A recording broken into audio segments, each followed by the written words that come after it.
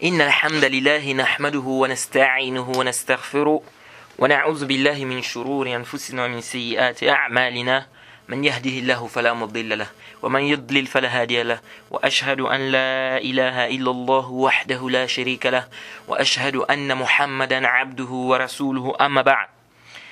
On remercie Allah subhanahu wa ta'ala pour ses biens et ses grâces et tout ce qu'il nous accorde et on lui demande de déverser ses grâces et ses bénédictions sur le prophète Mohammed sallallahu alayhi wa sallam, sa famille, ses compagnons et tous ceux qui les ont suivis jusqu'au jour de la rétribution. Alors nous sommes toujours dans le cadre de notre programme qui est le chapitre de la prière du livre Durar al-Bahiyya fi Masail al-Fiqhiyya, c'est-à-dire les perles magnifiques concernant les questions de jurisprudence de l'imam Muhammad ibn Ali Ash-Shawkani rahimahullah. Et nous sommes dans la mas'ala ou le sujet ou la question de celui qui abandonne la prière par paresse. Est-ce qu'il est toujours musulman ou bien c'est un mécréant? Alors le cours précédent, nous avions essayé de détailler des preuves claires qui justifient, n'est-ce pas, l'avis que nous avions adopté, qui est que celui qui abandonne, qui est d'ailleurs l'avis de beaucoup des savants, n'est-ce pas, que celui qui abandonne la prière par paresse, mais qui reconnaît son caractère obligatoire, il n'est pas mécréant, il ne sort pas de l'islam. Il reste musulman, mais c'est un pervers et c'est un pécheur. Jade. Et également, on a ramené aussi quelques paroles de certaines personnes qui apportent certaines paroles par rapport aux arguments que nous avions avancés et nous avions également réfuté cela. Donc aujourd'hui, Inch'Allah, nous allons apporter les arguments de ceux qui disent, ou bien nous allons plutôt réfuter, je veux dire, parce que déjà le premier cours, on avait ramené les arguments de tout un chacun, n'est-ce pas, de ceux qui disent qu'il est mécréant et ceux qui disent qu'il n'est pas mécréant. Alors ici, nous allons donc nous concentrer sur la réfutation de ces arguments, c'est-à-dire les arguments de ceux qui disent que celui qui abandonne la prière, n'est-ce pas, par paresse, il est quoi? Il est mécréant. Jade. Alors, ils ont le hadith de Muslim, n'est-ce pas, parmi les dalils qu'ils ont apporté, le hadith de Muslim où ils disent que, le hadith de Jabir ibn Abdullah radiyallahu anhu, qu'anna nabiyya sallallahu alayhi wa sallam qala, bayna ar-rajuli wa bayna ash-shirk wal-kufr tark as-salah. C'est-à-dire, entre l'homme, n'est-ce pas, et le shirk et le kufr, il y a le délaissement de la prière. L'imam al-Nawawi, il a dit quoi par rapport à ce hadith? Et le sens, c'est quoi? C'est que ce qui l'empêche de tomber dans le kufr, n'est-ce pas, c'est la prière. S'il délaisse la prière, il tombe dans le kufr. C'est comme ça que l'imam Nawawi a expliqué ce hadith. Et ils ont aussi pris le hadith de Tirmidhi et de Nasa'i, le hadith de Burayda radiyallahu anhu, anna nabiyya sallallahu alayhi wa sallam qala, que le prophète Mohammed sallallahu alayhi wa sallam a dit, al-ahdu alladhi baynana wa baynahum salat, faman tarakaha faqad kafar. Al-ahdu alladhi baynana wa baynahum salat, faman tarakaha faqad kafar. C'est-à-dire le pacte qu'il y a entre nous et eux, c'est la prière. Celui qui a délaissé cela est mécréant.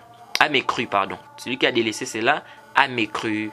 Ça, c'est les dalils les plus forts, n'est-ce pas, que ces savants la ramènent pour dire que celui qui a abandonné la prière, il est quoi? Il est kafr. Et ils ont aussi le athar de Abdullah ibn Shaqiq. Le athar de Abdullah ibn Shaqiq, où il dit, Abdullah ibn Shaqiq, c'est un tabi'i, il dit ceci: لم يكن أصحاب النبي صلى الله عليه وسلم يرون شيئا من الأعمال تركه كفر غير الصلاة. Il dit que les compagnons du prophète ne voyaient pas une chose parmi les actes dont le délaissement est de la mécréance, si ce n'était la prière. Si ce n'était la prière. Et ce hasard-là, beaucoup de gens s'appuient sur ça pour dire qu'il y a un consensus des compagnons sur le fait que quoi? Que celui qui abandonne la prière, c'est un mécréant. Parce qu'ils disent, voilà, Abdel Shakri dit, les compagnons du prophète ne voyaient pas une chose parmi les actes dont le délaissement c'était le kufr, c'est-à-dire de la mécréance, si ce n'était la prière. Donc ils te disent, voilà. Donc ça prouve aisément ici, quoi, que celui qui abandonne la prière, c'est un kafir et que les compagnons étaient unanimes là-dessus. Jade.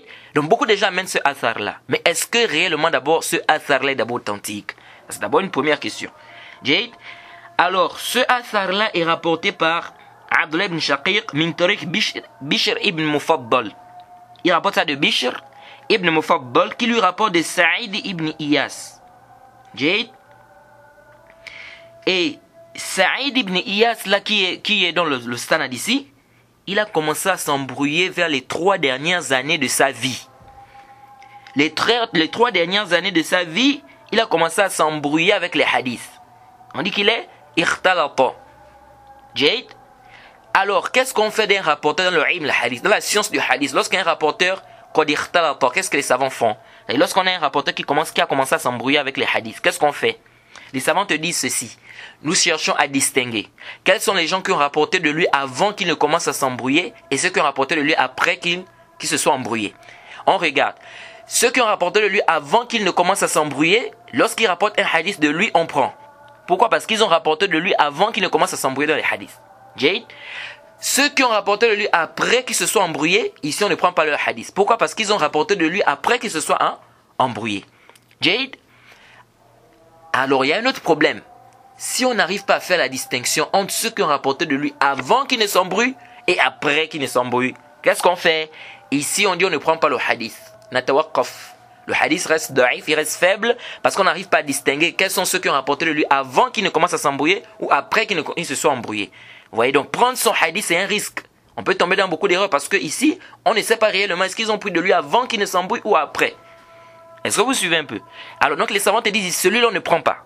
On attend. Sauf s'il y a un autre hadith qui vient dans une autre chaîne de transmission, peut-être une faiblesse minime. Ici là, on fait quoi? Là on va renforcer son avis. On va dire que là au moins ce hadith est authentique parce qu'il y a une autre version qui est venue renforcer cet avis-là. Jade ou ce hadith. Est-ce que vous suivez? Et là, quand même, les savants mettent encore des conditions parce qu'il ne faut pas que l'irtilat fasse un irtilat que shadid. Jade, c'est-à-dire, vraiment, il s'embrouillait d'une forte, c'est-à-dire de manière forte. Jade, voilà un peu de manière générale ce qu'il faut retenir par rapport à la qaïda du rapporteur qui s'embrouille. Et les rapporteurs qui s'embrouillent, il y a plusieurs raisons. Parfois, ça peut être par rapport à la vieillesse, n'est-ce pas, lorsque quelqu'un vieillit, n'est-ce pas, il n'a plus la même mémorisation qu'il avait avant, donc il commence un peu à s'embrouiller avec les hadiths. Ou parfois ça arrive, c'est des accidents qu'ils ont dans leur vie. Par exemple, quelqu'un a perdu son frère, ou il a perdu sa sœur. Il a tellement été touché que vraiment ça a influencé sa mémorisation. Vous voyez? Ou bien c'est une maladie, il a eu une maladie, et la maladie là, il a eu un choc, ça l'a vraiment perturbé au niveau de quoi? De la mémorisation, et donc il commence à s'embrouiller avec les hadiths. Donc ça arrive parfois à certains rapporteurs. Voilà un peu la qaïda qu'il faut retenir ici par rapport à celui qui s'embrouille dans les hadiths. Alors, celui-là qui s'appelle Saïd ibn Iyas, les 3 dernières années de sa vie, il a commencé à s'embrouiller dans les hadiths. Alors, qu'est-ce qu'on fait? Il est dans la chaîne de transmission. Alors, les savants ont fait un répertoire, c'est-à-dire ils ont détaillé ceux qui ont rapporté de lui avant qu'il ne commence à s'embrouiller et après. Parmi eux, ils ont mis quoi? Ils ont mis les 2 Sofiane. Ils ont mis, comment il s'appelle? Sofiane ibn Uyayna, Sofiane al-Thawri, donc les 2 Sofiane, Shu'ba, Abdul Waris ibn Sa'id, Abdul Wahhab ibn Abdel Majid al-Thaqafi, Ma'mar, et bien d'autres. Jade. Ceux-là, ils ont pris de lui avant qu'il ne commence à s'embrouiller. Et ceux qui ont pris de lui après, ils ont mis Ishaq al-Azraq, Isa ibn Yunus, Mohamed ibn Ali, Yahya ibn Sa'id al-Qattan, Yazid ibn Haroun. Ils ont dit ceux-là, ils ont rapporté de lui après qu'il se soit embrouillé. Par conséquent, si cela rapporte de lui un hadith, on ne prend pas parce qu'ils ont pris de lui après. Par contre, ceux qu'on a cités précédemment ici, les 2 Soufiane, Ma'mar, Shu'ba, Abdul Wahhab ibn Sa'id, Abdul Wahhab ibn Abdel Majid al-Thaqafi, ceux-là, s'ils rapportent de lui avant, ici on fait quoi? On prend le hadith. Jade. Alors on revient sur notre isnad. Qui a rapporté ici de Saïd ibn Iyas dans notre isnad là? C'est qui? On a dit Bishr ibn Mufaddal. Est-ce que vous voyez? C'est Bishr ibn Mufaddal qui rapporte de Saïd ibn Iyas. Alors là, il y a un problème. Parce que si c'est Bishr ibn Mufaddal, est-ce qu'il a rapporté de lui avant qu'il ne se soit embrouillé, avant qu'il ne commence à s'embrouiller, ou après? C'est pourquoi vous allez voir que Tirmidhi, lorsqu'il a rapporté ce hadith, il n'a pas donné la réponse. Il n'a pas dit hadith sahih ou pas sahih. Il s'est tué sur le hadith. Pourquoi? Peut-être, Allah a'lam, c'est parce que quoi?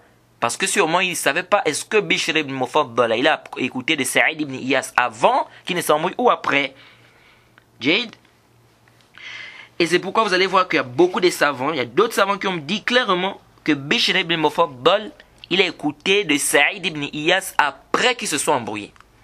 Comme le Cheikh Rabi' ibn Hadi al-Madkhali hafizahullah, il estime que Bishr ibn Mufaddal il a écouté de Saïd ibn Iyas après. Alors s'il écoutait après qu'il se soit embrouillé, cela voudrait dire quoi? Cela voudrait dire que le hadith est daïf. Cela voudrait dire que le hadith est daïf, c'est fait. Pourquoi? Parce qu'il écoutait lui après qu'il se soit embrouillé. Jade. Et il n'y a pas un dalil, on n'a pas un nas, bien un dalil clair qui nous précise que Bishr ibn Mufaddal, il a entendu de Saïd ibn Iyas avant qu'il ne s'embrouille. Il n'y a pas un dalil clair. C'est pourquoi le cheikh Rabi' ibn Hadi al-Madkhali, hafizahullah, il dit فَمَنْ كَانَ أو فَمَنْ عِنْدَهُ دَلِيلٌ واضح أن بشرا سمع من جرير ou bien Saïd ibn Iyas قبل الاختلاط فليأتي به. Vous voyez, le cheikh Rabi' il le dit dans son livre là, Maqalat al-Athariya fi ar-Rad ala Shubhat wa Tashribat al-Haddadiyya. Je dis que ça c'est un très bon livre, si vous pouvez l'acheter, c'est très bien, vous allez beaucoup profiter. Alors il a détaillé ça là-bas, que ce hadith c'est un hadith da'if, la yasih, wa la yathbut. Quelqu'un peut dire oui, mais il y a des savants qui ont quand même dit que c'est authentique. Oui, il y a des savants qui ont dit que c'est authentique, mais ici on regarde les dalils, les arguments. Vous voyez, c'est pourquoi le cheikh Rabi' il dit, ceux qui ont rendu ce hadith là authentique, c'est parce qu'ils n'ont pas fait attention sur le problème de quoi? De Bishr ibn Mufaddal. Est-ce qu'il a entendu de Saïd ibn Iyas avant ou après? Et il dit aussi qu'il y a une autre version même du hadith qui nous montre que le hadith est daïf. Le hadith qui dit que les compagnons du prophète ne voyaient pas une chose parmi les actes du kouf si ce n'était la prière. Il dit parce qu'il y a une version qui est venue authentique dans le Musnad d'Imam Ahmed. Dans la Sunan de Al-Khallal. qui dit حدثنا أبو عبد الله قال ثنا إسماعيل بن إبراهيم قال ثنا جرير c'est-à-dire سعيد بن إياس عن عبد الله بن شقيق قال ما علمنا شيئا من الأعمال قيل تركه كفر إلا الصلاة. Il dit quoi? Abdullah ibn Shaqiq il dit nous ne connaissons pas une chose parmi les actes dont le délaissement est de kufr, de la mécréance, si ce n'est la prière. Le cheikh Rabi' il y a une différence. Il dit nous ne connaissons pas. Donc il y a une différence entre nous ne connaissons pas et dire que les compagnons du prophète ne voyaient pas. Est-ce que vous voyez un peu? Donc il y a une différence. Quand il dit ici nous ne connaissons pas, est-ce que cela voudrait dire clairement ici que ce sont les compagnons du prophète? Non. Est-ce que vous voyez un peu? Il dit donc cette version qui est authentique nous montre même que la version qui dit les compagnons là, c'est une version à problème. Maintenant, quelqu'un qui a un certain niveau dans le ilm al hadith, il peut dire mais comment ça? Bukhari a rapporté de Bishr ibn Mufaddal, qui rapporte de Saïd ibn Iyas. Comment se fait-il que non, vous dites que non, ici c'est daïf? Si Bukhari et Muslim ont rapporté de lui, c'est que peut-être ils ont su il a rapporté de lui avant qu'il s'embrouille. Le cheikh Rabi' ibn Hadi al-Madkhali, il a répondu à cela. Jade, il a répondu à cela dans son livre là, Al-Maqalat al-Athariya. Qu'est-ce qu'il dit là-bas? Il dit, la réponse à ça c'est quoi? C'est que Bukhari et Muslim, ils n'ont rapporté de Bishr ibn Mufaddal, de Saïd ibn Iyas, qu'un seul hadith. Bukhari n'a rapporté qu'un seul hadith de lui, et puis il a amené ce qu'on appelle mutaba'an. C'est-à-dire qu'il a amené un autre rapporteur qui a rapporté presque la même chose. C'est-à-dire qu'il a suivi Bishr ibn Mufaddal dans ça. Ismaïl ibn Ulayya. Est-ce que vous voyez? Donc ça revient à dire quoi? Que Bukhari et Muslim, lorsqu'ils ont rapporté, la même chose aussi avec Muslim. Muslim aussi, quand il a rapporté de Bishr ibn Mufaddal, de Saïd ibn Iyas, il a rapporté avec des mutaba'at. Donc des versions qui viennent suivre, ou bien qui ont suivi Bishr ibn Mufaddal. Et donc, si Bukhari et Muslim n'ont rapporté qu'un seul hadith, et ils ont rapporté ça avec des mutaba'at, donc il n'y a pas de problème. Ça veut dire qu'ils n'ont pas rapporté de Bishr ibn Mufaddal an Saïd ibn Iyas le hadith istiqlalan, c'est-à-dire sans rapporter des versions qui viennent renforcer ça. Est-ce que vous suivez? Donc on ne peut pas prendre ça comme un dalil pour dire que donc ça veut dire que... Et ça prouve même que Bukhari et Muslim ils ont amené des mutaba'at parce qu'ils ont vu qu'il y a un problème. De Bishr ibn Mufaddal qui rapporte directement de Saïd ibn Iyas, ils ont senti qu'il y a un problème. C'est pourquoi ils ont amené des mutaba'at. Est-ce que vous voyez? Mais dans notre cas ici, là, où est le mutaba'a ici? Dans le cas de notre hadith là de Abdullah ibn Shaqiq où il dit les compagnons du prophète ne voyaient pas une chose qui était le kufr, ce n'est la prière. Où est le mutaba'a pour qu'on puisse dire ici que oui c'est authentique parce qu'il y a eu un mutaba'a? Il n'y a pas de mutaba'a. Est-ce que vous suivez? Donc ça c'est au niveau de la chaîne de transmission. Ça déjà, au niveau de la chaîne de transmission c'est daif.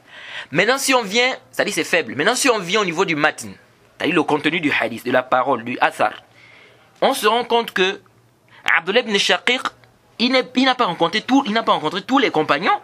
Alors comment on peut dire que c'est un consensus des compagnons? Déjà le athar il est daif. Deuxièmement, Abdullah ibn Shaqiq, il n'a pas rencontré tous les compagnons. Il y a des compagnons qui n'ont pas rencontré, des compagnons qui étaient dans d'autres pays. Est-ce que vous voyez un peu? Donc, venir dire ici, ceux qui étaient en Irak et bien dans d'autres pays, comment on peut venir dire ici que Abdullah ibn Shaqiq, c'est un ijma, ce qu'il a dit, c'est un ijma de tous les compagnons? Non. Et nous avons comme plusieurs compagnons qui dépassent, ça dépasse même 1000, comme Ali ibn Hajar et bien d'autres. Est-ce que vous voyez? Alors, et en plus, on a même posé la question à Ali ibn al-Medini. On lui a demandé, est-ce que Abdullah ibn Shaqiq, est-ce qu'il a vu Abdullah ibn Omar? Il a dit là, walakinnahu ra'a Aba Zar wa Aba Huraira. Ali ibn al-Medini, quand on lui a posé la question, est-ce que Abdullah ibn Shaqiq il a vu Ibn Omar? Il a dit non, mais il a vu Abu Zar et Abu Huraira. C'est pourquoi, c'est comme si Ali ibn al-Medini ici dit que Abdullah ibn Shaqiq n'a vu que 2 compagnons. Mais s'il n'a vu que 2 compagnons, comment est-ce qu'on va venir dire ici que c'est un consensus des compagnons? Est-ce que vous voyez? C'est pourquoi vous allez voir que les savants vont vous ramener les compagnons que Abdullah ibn Shaqiq a rencontrés. Et ça n'arrive même pas même à 20. Est-ce que vous suivez un peu?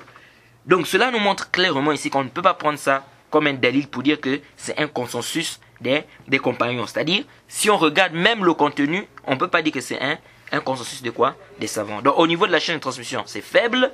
Au niveau du matin aussi, on ne peut pas voir que c'est un consensus. C'est pourquoi vous allez voir qu'il y a même d'autres savants qui ont même apporté des avis comme les avis de Huzaifa, qui lui, certains ont fait l'istinbat, ils ont dit lui il penche vers la vie quoi, qui n'est pas kafr, celui qui abandonne la prière.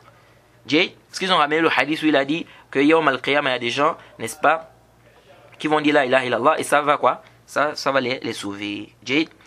Donc le hadith qui est authentique de Abdullah ibn Shaqiq, c'est le hadith qui dit ma alimna shay'an min al-a'mal qila tarkuhu kufr illa as-salat. C'est-à-dire on ne connaît pas une chose parmi les actes dont le délai seulement c'est de la prière, si ce n'est là.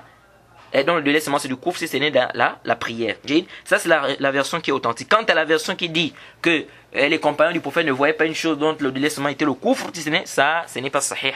C'est la même chose avec le athar de qui? Le athar de Ali ibn Abi Talib, où on dit qu'il a dit que non, celui qui abandonne la prière fahuwa kafir, c'est un kafir. Ça aussi c'est da'if. Pourquoi? Parce que dans la chaîne de transmission il y a un rapporteur qui est inconnu. Il y a un rapporteur qu'on ne connaît pas. Par contre, ce qui est authentique, c'est la version de Omar où il a dit la hadza fil islam liman taraka salat. Il n'y a pas de parole dans l'islam pour celui qui a laissé la prière. J'ai d'où la version de Ibn Mas'ud. Man lam yusalli fala dina lahu. Celui qui ne prie pas, il n'a pas de religion. Donc la version de Ali qui dit que man taraka faqad kafar, fahuwa kafir, celui qui délaisse la prière, il est kafir, ça c'est daif. Ce qui est authentique, c'est la version d'Ibn Mas'ud et la version de Omar ibn al-Khattab. Et la version d'Ibn Mas'ud aussi, ça ne prouve pas que la personne est kafir. C'est pas parce qu'il a dit celui qui ne prie pas, il n'a pas de religion. Est-ce que cela voudrait dire qu'il est kafir? Non. Bid-dalil. Le dalil c'est quoi? C'est qu'on a un hadith qui est rapporté par Bayhaqi et bien d'autres. Le hadith de Anas ibn Malik radiyallahu anhu. Il dit Anna Nabiyya sallallahu alayhi wa sallam qala la imana liman la amanata lah wa la dina liman la ahda lah. Le prophète dit il n'y a pas de foi pour celui qui n'a pas de loyauté et il n'y a pas de religion pour celui qui ne respecte pas quoi? Son engagement ou le pacte. Mais qu'est-ce que ça veut dire, ça n'a pas de religion? Est-ce que ça veut dire qu'il est mécréant? Non. Les savants te disent que c'est pas ça le sens. Oui. Donc le mot ici, quand il dit celui qui délaisse après n'a pas de religion, cela ne montre pas ici que quoi? Que la personne est mécréante. Et on va revenir sur ce athar-là pour bien expliquer le sens parce que souvent il y a des gens qui s'embrouillent aussi là-dessus.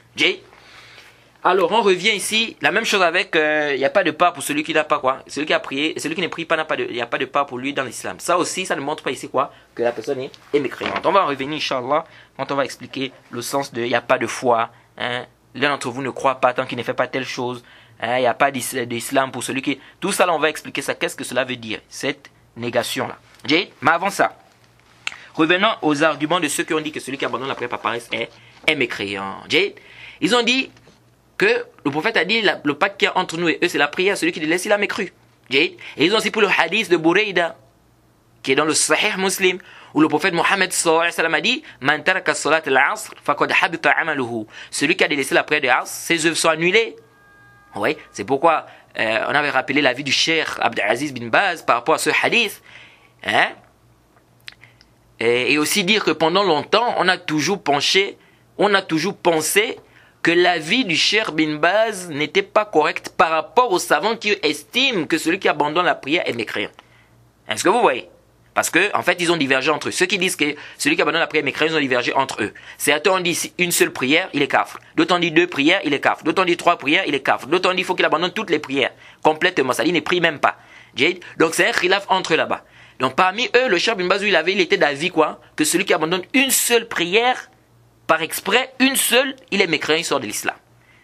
Et pendant des années, on a toujours estimé que cet avis-là n'était pas correct par rapport, je dis bien, par rapport aux savants qui ont dit quoi? Que celui qui abandonne la prière est mécréant. Mais après, je me suis rendu compte que non. Si on prend cet avis-là, c'est-à-dire si on prend l'avis des savants qui disent que celui qui abandonne la prière, il est mécréant, alors l'avis du Cheikh Abdelaziz Bin Baz, c'est l'avis qui est correct. Il a raison. Il a raison. C'est-à-dire si on prend l'avis des savants qui disent que celui qui abandonne la prière est kafr, le Cheikh Bin Baz a raison de dire que s'il abandonne une seule prière, il est kafr, par rapport au principe de l'islam. Et vous allez comprendre pourquoi, Inch'Allah. Parce qu'on va détailler ça, hein, Inch'Allah, quand on va revenir, quand on va parler de quoi? Du fait, la masse de ceux qui disent quoi? Que s'il abandonne parfois, il prie parfois, il est musulman. On va en parler de ça, Inch'Allah. Donc on va détailler pourquoi l'avis du Cheikh Bin Baz, si on prend l'avis des savants qui disent qu'il est mécréant, c'est l'avis qui est correct. Et parmi les dalils aussi qu'ils ont apporté quoi? Ils ont dit, parce qu'on a dit non, afala nuqatiluhum bisayf qala la ma qamu fikum as-salah. Lorsqu'ils ont posé la question sur le chef musulman, est-ce qu'on ne doit pas les combattre? Le prophète a dit non, tant qu'ils font la prière. Donc voilà un peu les dalils qu'ils ont pris. Mais ce qu'il faut savoir, avant tout ici, c'est que la divergence des savants sur cette mas'ala, c'est parce que ceux qui disent que celui qui abandonne la prière est mécréant, trouvent que les textes là-dessus sont clairs.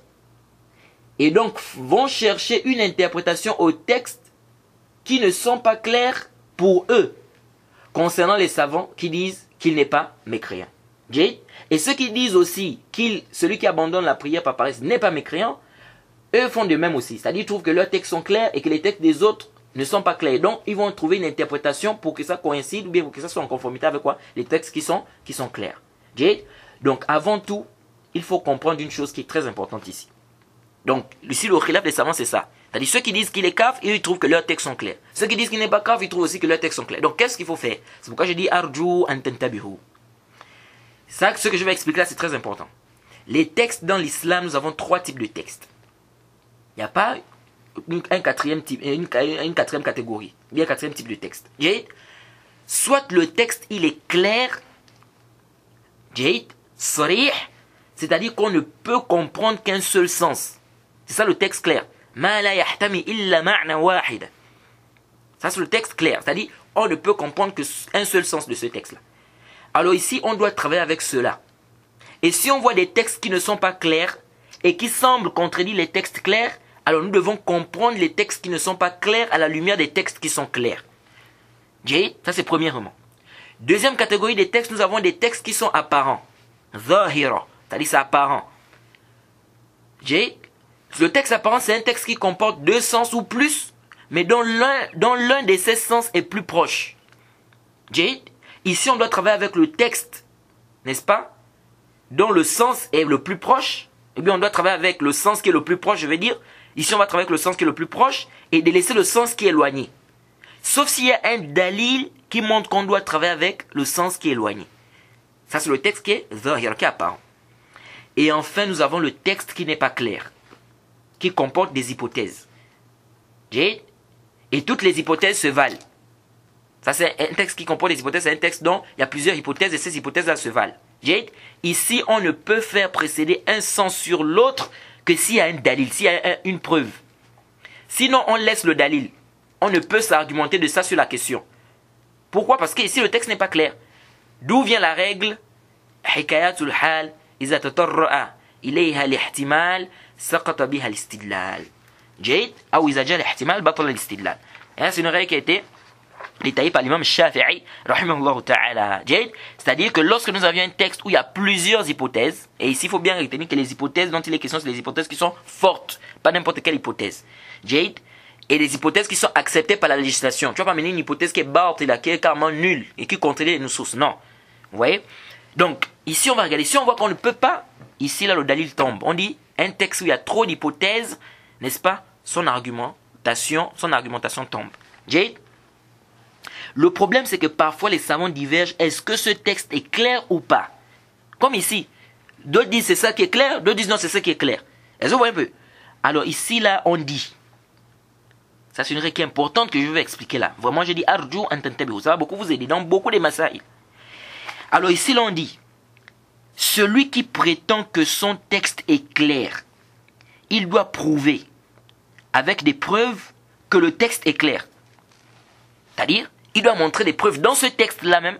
Qu'est-ce qui prouve que c'est clair dans le texte? Il doit prouver ça. Jade, ou avec des autres nusus. Donc il doit prouver que c'est clair. Et il doit également montrer l'erreur de celui qui le contredit dans ça. C'est-à-dire, il doit montrer l'erreur de celui qui contredit le fait que son texte est clair. Jade. Donc il doit d'abord prouver que c'est clair, soit par ce texte ou par des textes.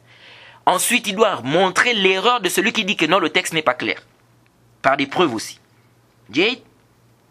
Alors si on se rend compte que, comment on appelle, qu'il est quasiment impossible qu'on comprenne autre chose que tel ou tel sens, car si on comprend un autre sens, voilà ce que ça contredit dans l'islam ou dans la législation, etc. Jade.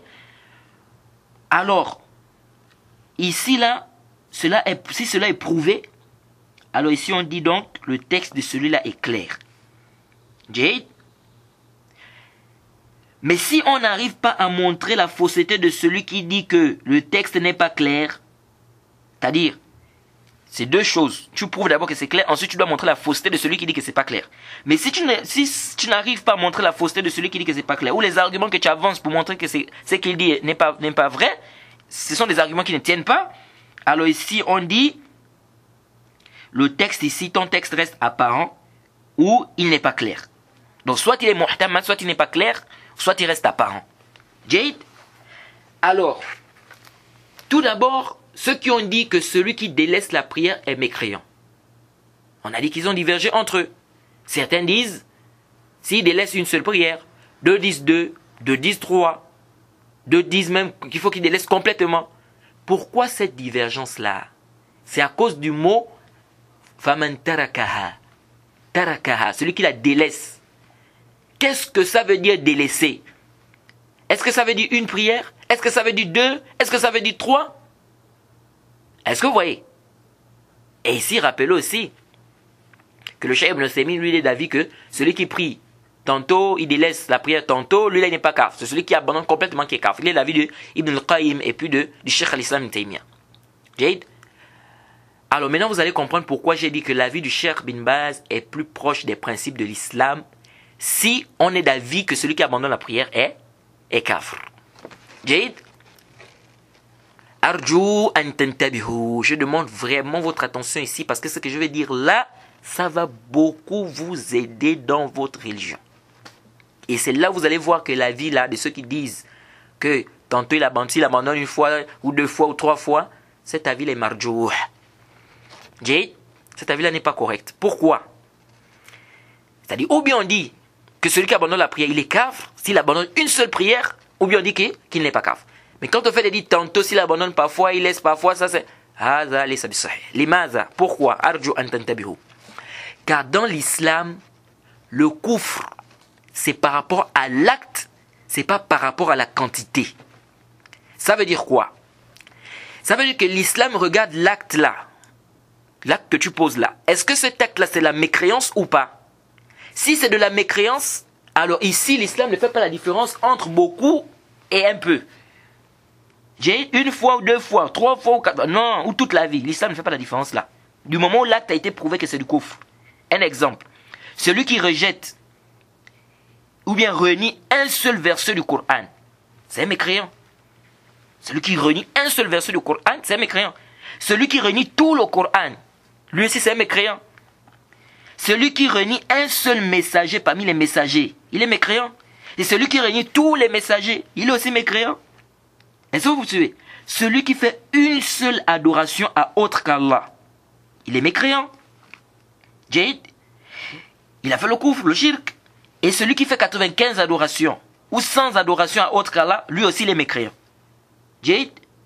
Donc ici, on ne fait pas la différence entre celui qui fait beaucoup et celui qui fait un peu. C'est vrai, ils peuvent être, le châtiment peut être différent dans Yawm al-Qiyamah. C'est-à-dire, celui qui a fait plus peut être plus châtié peut-être que celui qui a fait moins. Mais ce n'est pas là-bas notre débat. Notre débat, est-ce qu'il est sorti de l'islam, oui ou non? Jade. Donc on ne fait pas la différence entre beaucoup et un peu. lorsque l'acte, il a été prouvé que cet acte-là, c'est du kufr, donc du grand kufr. Jade, même si le châtiment, comme on a dit, peut être quoi? Peut être dit différent. Jade, c'est de la même manière. Si l'acte-là, c'est pas du kufr, c'est un péché. Même si la personne fait ça autant de fois, ça reste toujours un péché. Celui qui boit le vin 5 fois, ou celui qui boit le vin une fois, ou celui qui boit le vin 2 fois, ou celui qui boit le vin toute sa vie, il a fait quoi? Il a fait un péché. C'est-à-dire, c'est pas parce qu'il a bu le vin 5 fois qu'il devient kafir. Non. C'est pas parce qu'il a bu le vin toute sa vie qu'il devient kafir. Non. Même s'il boit ça combien de fois dans la vie, tant qu'il ne rend pas ça halal, c'est toujours quoi? C'est toujours un péché. Est-ce que vous suivez? Donc l'islam ne fait pas la différence. L'acte là, si c'est un péché, ça reste un péché. Même si tu fais ça autant de fois. Tant que tu n'as pas fait quoi? Tant que tu n'as pas rendu ça halal. Si l'acte là c'est le kufr aussi, il n'y a pas une différence. Dès que tu fais ça une fois, c'est le kufr. Il n'y a pas à dire que non, quand il va faire beaucoup, bien il va faire un peu.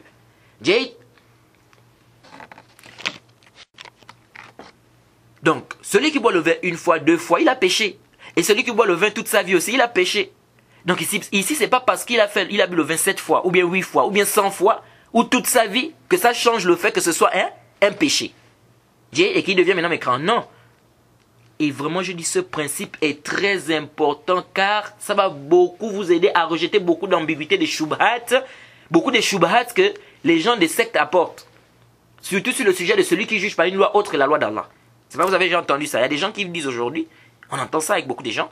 Oh non, s'il met la loi d'Allah, mais parfois il ne juge pas une fois, 2 fois, par une loi qui n'aime pas, il n'est pas kafir. Celui qui est kafir, c'est celui qui juge complètement par une loi autre que la loi d'Allah. On dit haza qawlun batil. Ça c'est batil. Pourquoi? Parce que si vous dites que ça, juger par une loi autre que la loi d'Allah, c'est du kufr, alors cela revient à dire qu'on ne doit pas faire la différence entre un peu et beaucoup. Ça veut dire que s'il laisse même une seule masse, il ne juge pas par la loi d'Allah, c'est le kufr. Alors si vous dites que juger par une loi autre que la loi d'Allah, c'est du kufr, c'est un péché, mais ça peut être du kufr par rapport aux intentions et tout, par rapport à l'istihlal, s'il voit que c'est meilleur, etc. Comme les tafsir, comme on a déjà détaillé dans nos livres de Aqidah. Donc ici, là, si vous êtes d'accord que c'est un péché, mais ça peut être du kufr, alors ça va rester un péché même s'il fait 2 fois, 3 fois, 4 fois, 5 fois. Donc ici, là, il faut faire très attention par rapport à cette règle, ça va vous aider dans beaucoup de points. Et cette règle-là, le cheikh al-Islam Ibn Taymiyyah, lui-même, il a détaillé ça dans son livre Sarim al-Masloul. Il a ramené ça en disant que le kufr dans l'islam, c'est par rapport à l'acte, c'est pas par rapport à la quantité. Mais je suis vraiment étonné de voir que Cheikh al-Islam Ibn Taymiyyah, il est tombé dans quoi? Et ici, il a fait quoi? Il a eu l'avis de celui qui dit que, de ceux qui disent, pardon, que s'il délaisse la prière de temps en temps, il n'est pas mécréant, mais s'il délaisse complètement, il est mécréant. Et pourquoi? Qu'est-ce qui a amené le Cheikh al-Islam et beaucoup de savants d'aller dans cet avis-là? C'est parce qu'ils ont voulu faire le jama', ils ont voulu regrouper entre les textes qui semblent, ou bien qui disent qu'il est mécréant, et des textes, quand on regarde, ça semble montrer qu'il n'est pas mécréant. Donc ils ont voulu faire un jam', c'est à cause de ça qu'ils ont quoi? Ils ont penché vers cet avis-là. Jade? Wallahu a'lam. Alors, revenons à notre mas'ala. Si vous dites que abandonner la prière, c'est la mécréance, c'est le kufr, le grand kufr, cela voudrait dire que vous ne devez pas faire la différence entre celui qui abandonne une prière, ou 2 prières, ou 3 prières, ou 4 prières, ou même toute la prière. Est-ce que vous voyez un peu? Parce que ici, si vous dites que c'est le kufr, abandonner la prière, donc ça veut dire que même s'il abandonne une seule prière, il a fait le kufr. Jade? Donc si vous dites que s'il abandonne une prière, il n'est pas kafr, donc cela voudrait dire que l'acte là, ce n'est pas du grand kufr alors. Si vous dites que s'il abandonne une prière, il n'est pas kafr, mais c'est s'il abandonne complètement toute la prière, là il est kafr, on dit bon, donc là ça veut dire donc que ce n'est pas du kufr. Et donc, même s'il délaisse 5, 6, 7, 8, 9, ou bien même toute sa vie la prière, il est toujours musulman, mais pécheur. Est-ce que vous voyez un peu? Alors, c'est pourquoi vous allez voir, on avait parlé de ça, ceux qui ont dit que non, les anges, qui ont reconnu, parce qu'on avait amené des arguments que les anges ont laissés en enfer, qu'ils n'ont pas fait sortir, c'est des gens qui ne priaient pas parce qu'on ne les a pas reconnus à travers les signes du sujoud. On a dit qu'il y a certains étudiants aujourd'hui qui viennent qui disent non, peut-être qu'ils ne priaient pas beaucoup, donc c'est pourquoi ils n'avaient pas les signes du sujoud. Ça aussi on avait dit quoi? Que c'est pas sahih. Pourquoi? À travers cette règle là que vous allez comprendre ça. Parce que si vous dites que il ne priait pas beaucoup, donc ça veut dire que tantôt il priait, tantôt il ne priait pas, tantôt il priait, tantôt il ne priait pas. Et vous voyez? Alors si tantôt il priait, tantôt il ne priait pas, ça nous montre aisément ici qu'il n'est pas kafr. Parce que s'il est kafr, si celui qui abandonne la prière est kafr, donc vous ne devez pas faire la différence entre celui qui prie tantôt et celui qui ne prie pas tantôt. Parce que dans l'islam, dès que l'acte s'est prouvé que cet acte là c'est du kufr, ici il n'y a pas de différence à faire entre un peu et beaucoup. Donc si on dit ici que faire les doigts, invoquer les morts, demander de l'aide aux morts, c'est du kufr, en dehors d'Allah, cela montre clairement que celui qui le fait une fois, il a fait le coufre. Et celui qui le fait toute la vie, il a fait aussi le coufre. Donc il n'y a pas de différence pour dire non. S'il fait, tantôt il invoque pour les morts, ou bien tantôt il fait des doigts comme ça, tantôt il fait comme ça, c'est pas du coufre. Mais quand il va faire toute la vie, c'est là où c'est du coufre là. Et puis aussi, il y a un autre problème. Si on revient vers les savants qui ont divergé sur à quel moment il est kafir, tantôt. Mais où est le dor dans ça? C'est-à-dire, à quel moment on va dire alors qu'il est kafir? Si on dit que une prière il n'est pas kafir, deux prières il n'est pas kafir, trois prières il n'est pas kafir, bon, à quel moment on va dire qu'il est kafir? Là aussi c'est un autre problème. Vous voyez? Et donc certains disent quoi? Qu'il faut qu'il abandonne totalement. Mais ça c'est pas un avis qui est sahih. C'est pourquoi je vous ai dit que l'avis du Cheikh bin Baz, si on prend, rahimahullah, qu'Allah fasse miséricorde au Cheikh Abdelaziz bin Baz, savant parmi les savants des gens de la sunna. Donc si on prend l'avis de ceux qui disent que celui qui abandonne la prière est kafir, ici on ne doit pas faire la différence entre deux prières, trois prières ou quatre. Ça veut dire que celui qui laisse une seule prière, il est mécréant. C'est pourquoi on dit que le Cheikh Abdelaziz bin Baz a raison si on prend l'avis de ceux qui disent quoi? Que celui qui abandonne la prière est kafir. Jade? Donc je crois que, je ne sais pas si vous comprenez maintenant pourquoi on a dit quoi? Que l'avis du Cheikh Abdelaziz bin Baz c'est l'avis qui est correct si on est d'avis que celui qui abandonne la prière est kafir. Jade? Alors quand on regarde les textes, ceux qui disent que celui qui abandonne la prière est kafir, on se rend compte que leurs textes ne sont pas très clairs. On a dit ici quoi? Que ceux qui disent que, comment on appelle, celui qui abandonne la prière n'est pas kafir, ils disent que les textes de ceux qui disent le contraire ne sont pas clairs. Et vice versa aussi. Jade? Et on a dit quoi? Il faut que la personne prouve que son texte est clair. Et ensuite, il doit montrer la fausseté de quoi? De la parole de l'autre. Jade? Alors ici, quand on revient au texte, aux arguments de ceux qui disent que celui qui abandonne la prière apparaît s'il est mécréant, on se rend compte que les textes ne sont pas clairs. Et on va prouver ça tout à l'heure. Le hadith, on va prendre d'abord le hadith qui dit, l'un de leurs plus grands dalil dans cette mas'ala, le prophète a dit, le pacte qu'il y a entre nous et eux, c'est la prière, celui qui l'a délaissé, il a mécru. Jade? Nous disons le mot délaissé. Délaissé dans la langue arabe, Jade, et même dans la législation, ça peut vouloir dire délaisser en reniant, comme il peut vouloir dire le simple fait de délaisser, même si tu ne renies pas la chose. Jade? Alors cela veut dire quoi? Que le mot taraka ici n'est pas clair. Jade? C'est-à-dire qu'est-ce qui est voulu ici par le mot celui qui la délaisse? Étant donné qu'on sait que délaisser, on peut comprendre délaisser en reniant, donc reniant le caractère obligatoire par exemple de telle ou telle chose, ou en réuniant la véracité de telle ou telle chose, et on peut aussi dire délaisser, le simple fait de délaisser même si tu ne réunis pas cela. Alors ce qui est juste, c'est que le sens du hadith, que le pacte qu'il y a entre nous et eux c'est la prière, celui qui la délaisse a mécru, celui qui la délaisse ici, ce qui est juste c'est que le sens qui est voulu ici, c'est celui qui la délaisse en reniant. C'est-à-dire en réuniant son caractère obligatoire. Et non le simple fait de délaisser. Jade? Déjà pour vous prouver que le mot délaisser peut vouloir dire délaisser en réunion, Allah dit dans le Coran, en parlant de Youssouf. Jade? La sourate 12 au verset 37. Inni taraktu millata qawmin la yu'minuna billahi wa hum bil akhirati hum kafirun. Qu'est-ce que Youssouf a dit? Il dit j'ai délaissé la religion d'un peuple qui ne croit pas en Allah. Et ils sont, concernant l'au-delà, incrédules. Qu'est-ce que ça veut dire ici lorsque Youssouf alayhi salam, il dit, j'ai délaissé la religion d'un peuple. Ici, ce n'est pas le simple fait de délaisser, non. Car celui qui délaisse simplement la religion du koufr, mais qui ne renie pas cette religion-là, c'est-à-dire, il croit toujours que cette religion est vraie, ça c'est la mécréance. Et son délaissement ne sert à rien. Du moment où il croit toujours que cette religion est vraie. Donc le prophète Youssouf alayhi salam, lorsqu'il dit j'ai délaissé ici, le sens ici c'est délaisser tout en reniant le caractère vrai de celle-ci.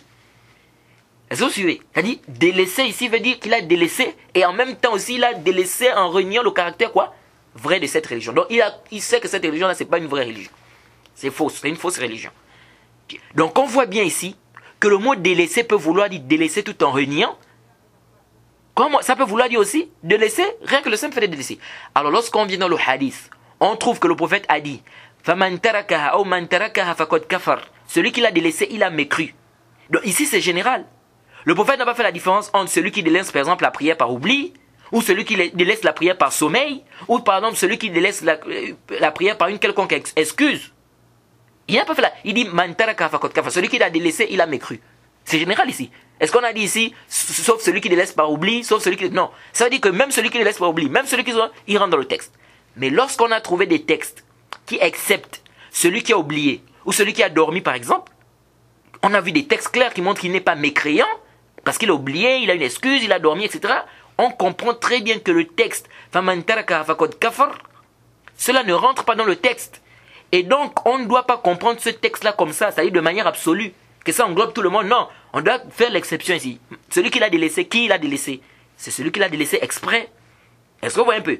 De cette manière, on voit que des textes clairs nous prouvent que celui qui aura le tawhid, même s'il n'a pas prié, il est toujours musulman. Et donc, on doit donc comprendre le hadith فَمَنْ تَرَكَ فَقَدْ كَفَرْ. On doit donc dire que ici, مَنْ تَرَكَ فَقَدْ كَفَرْ ici, ce n'est pas celui qui délaisse en reconnaissant le caractère obligatoire. Est-ce que vous voyez? On doit pas le comprendre de manière absolue. Et donc, on doit comprendre délaisser ici, c'est-à-dire en reniant son caractère obligatoire. Ou en faisant l'orgueil, par exemple. Il refuse de prier, il dit, je ne peux pas mettre mon front au sol, je ne peux pas. Moi, mettre le front au sol, jamais. Ça, c'est le couvre.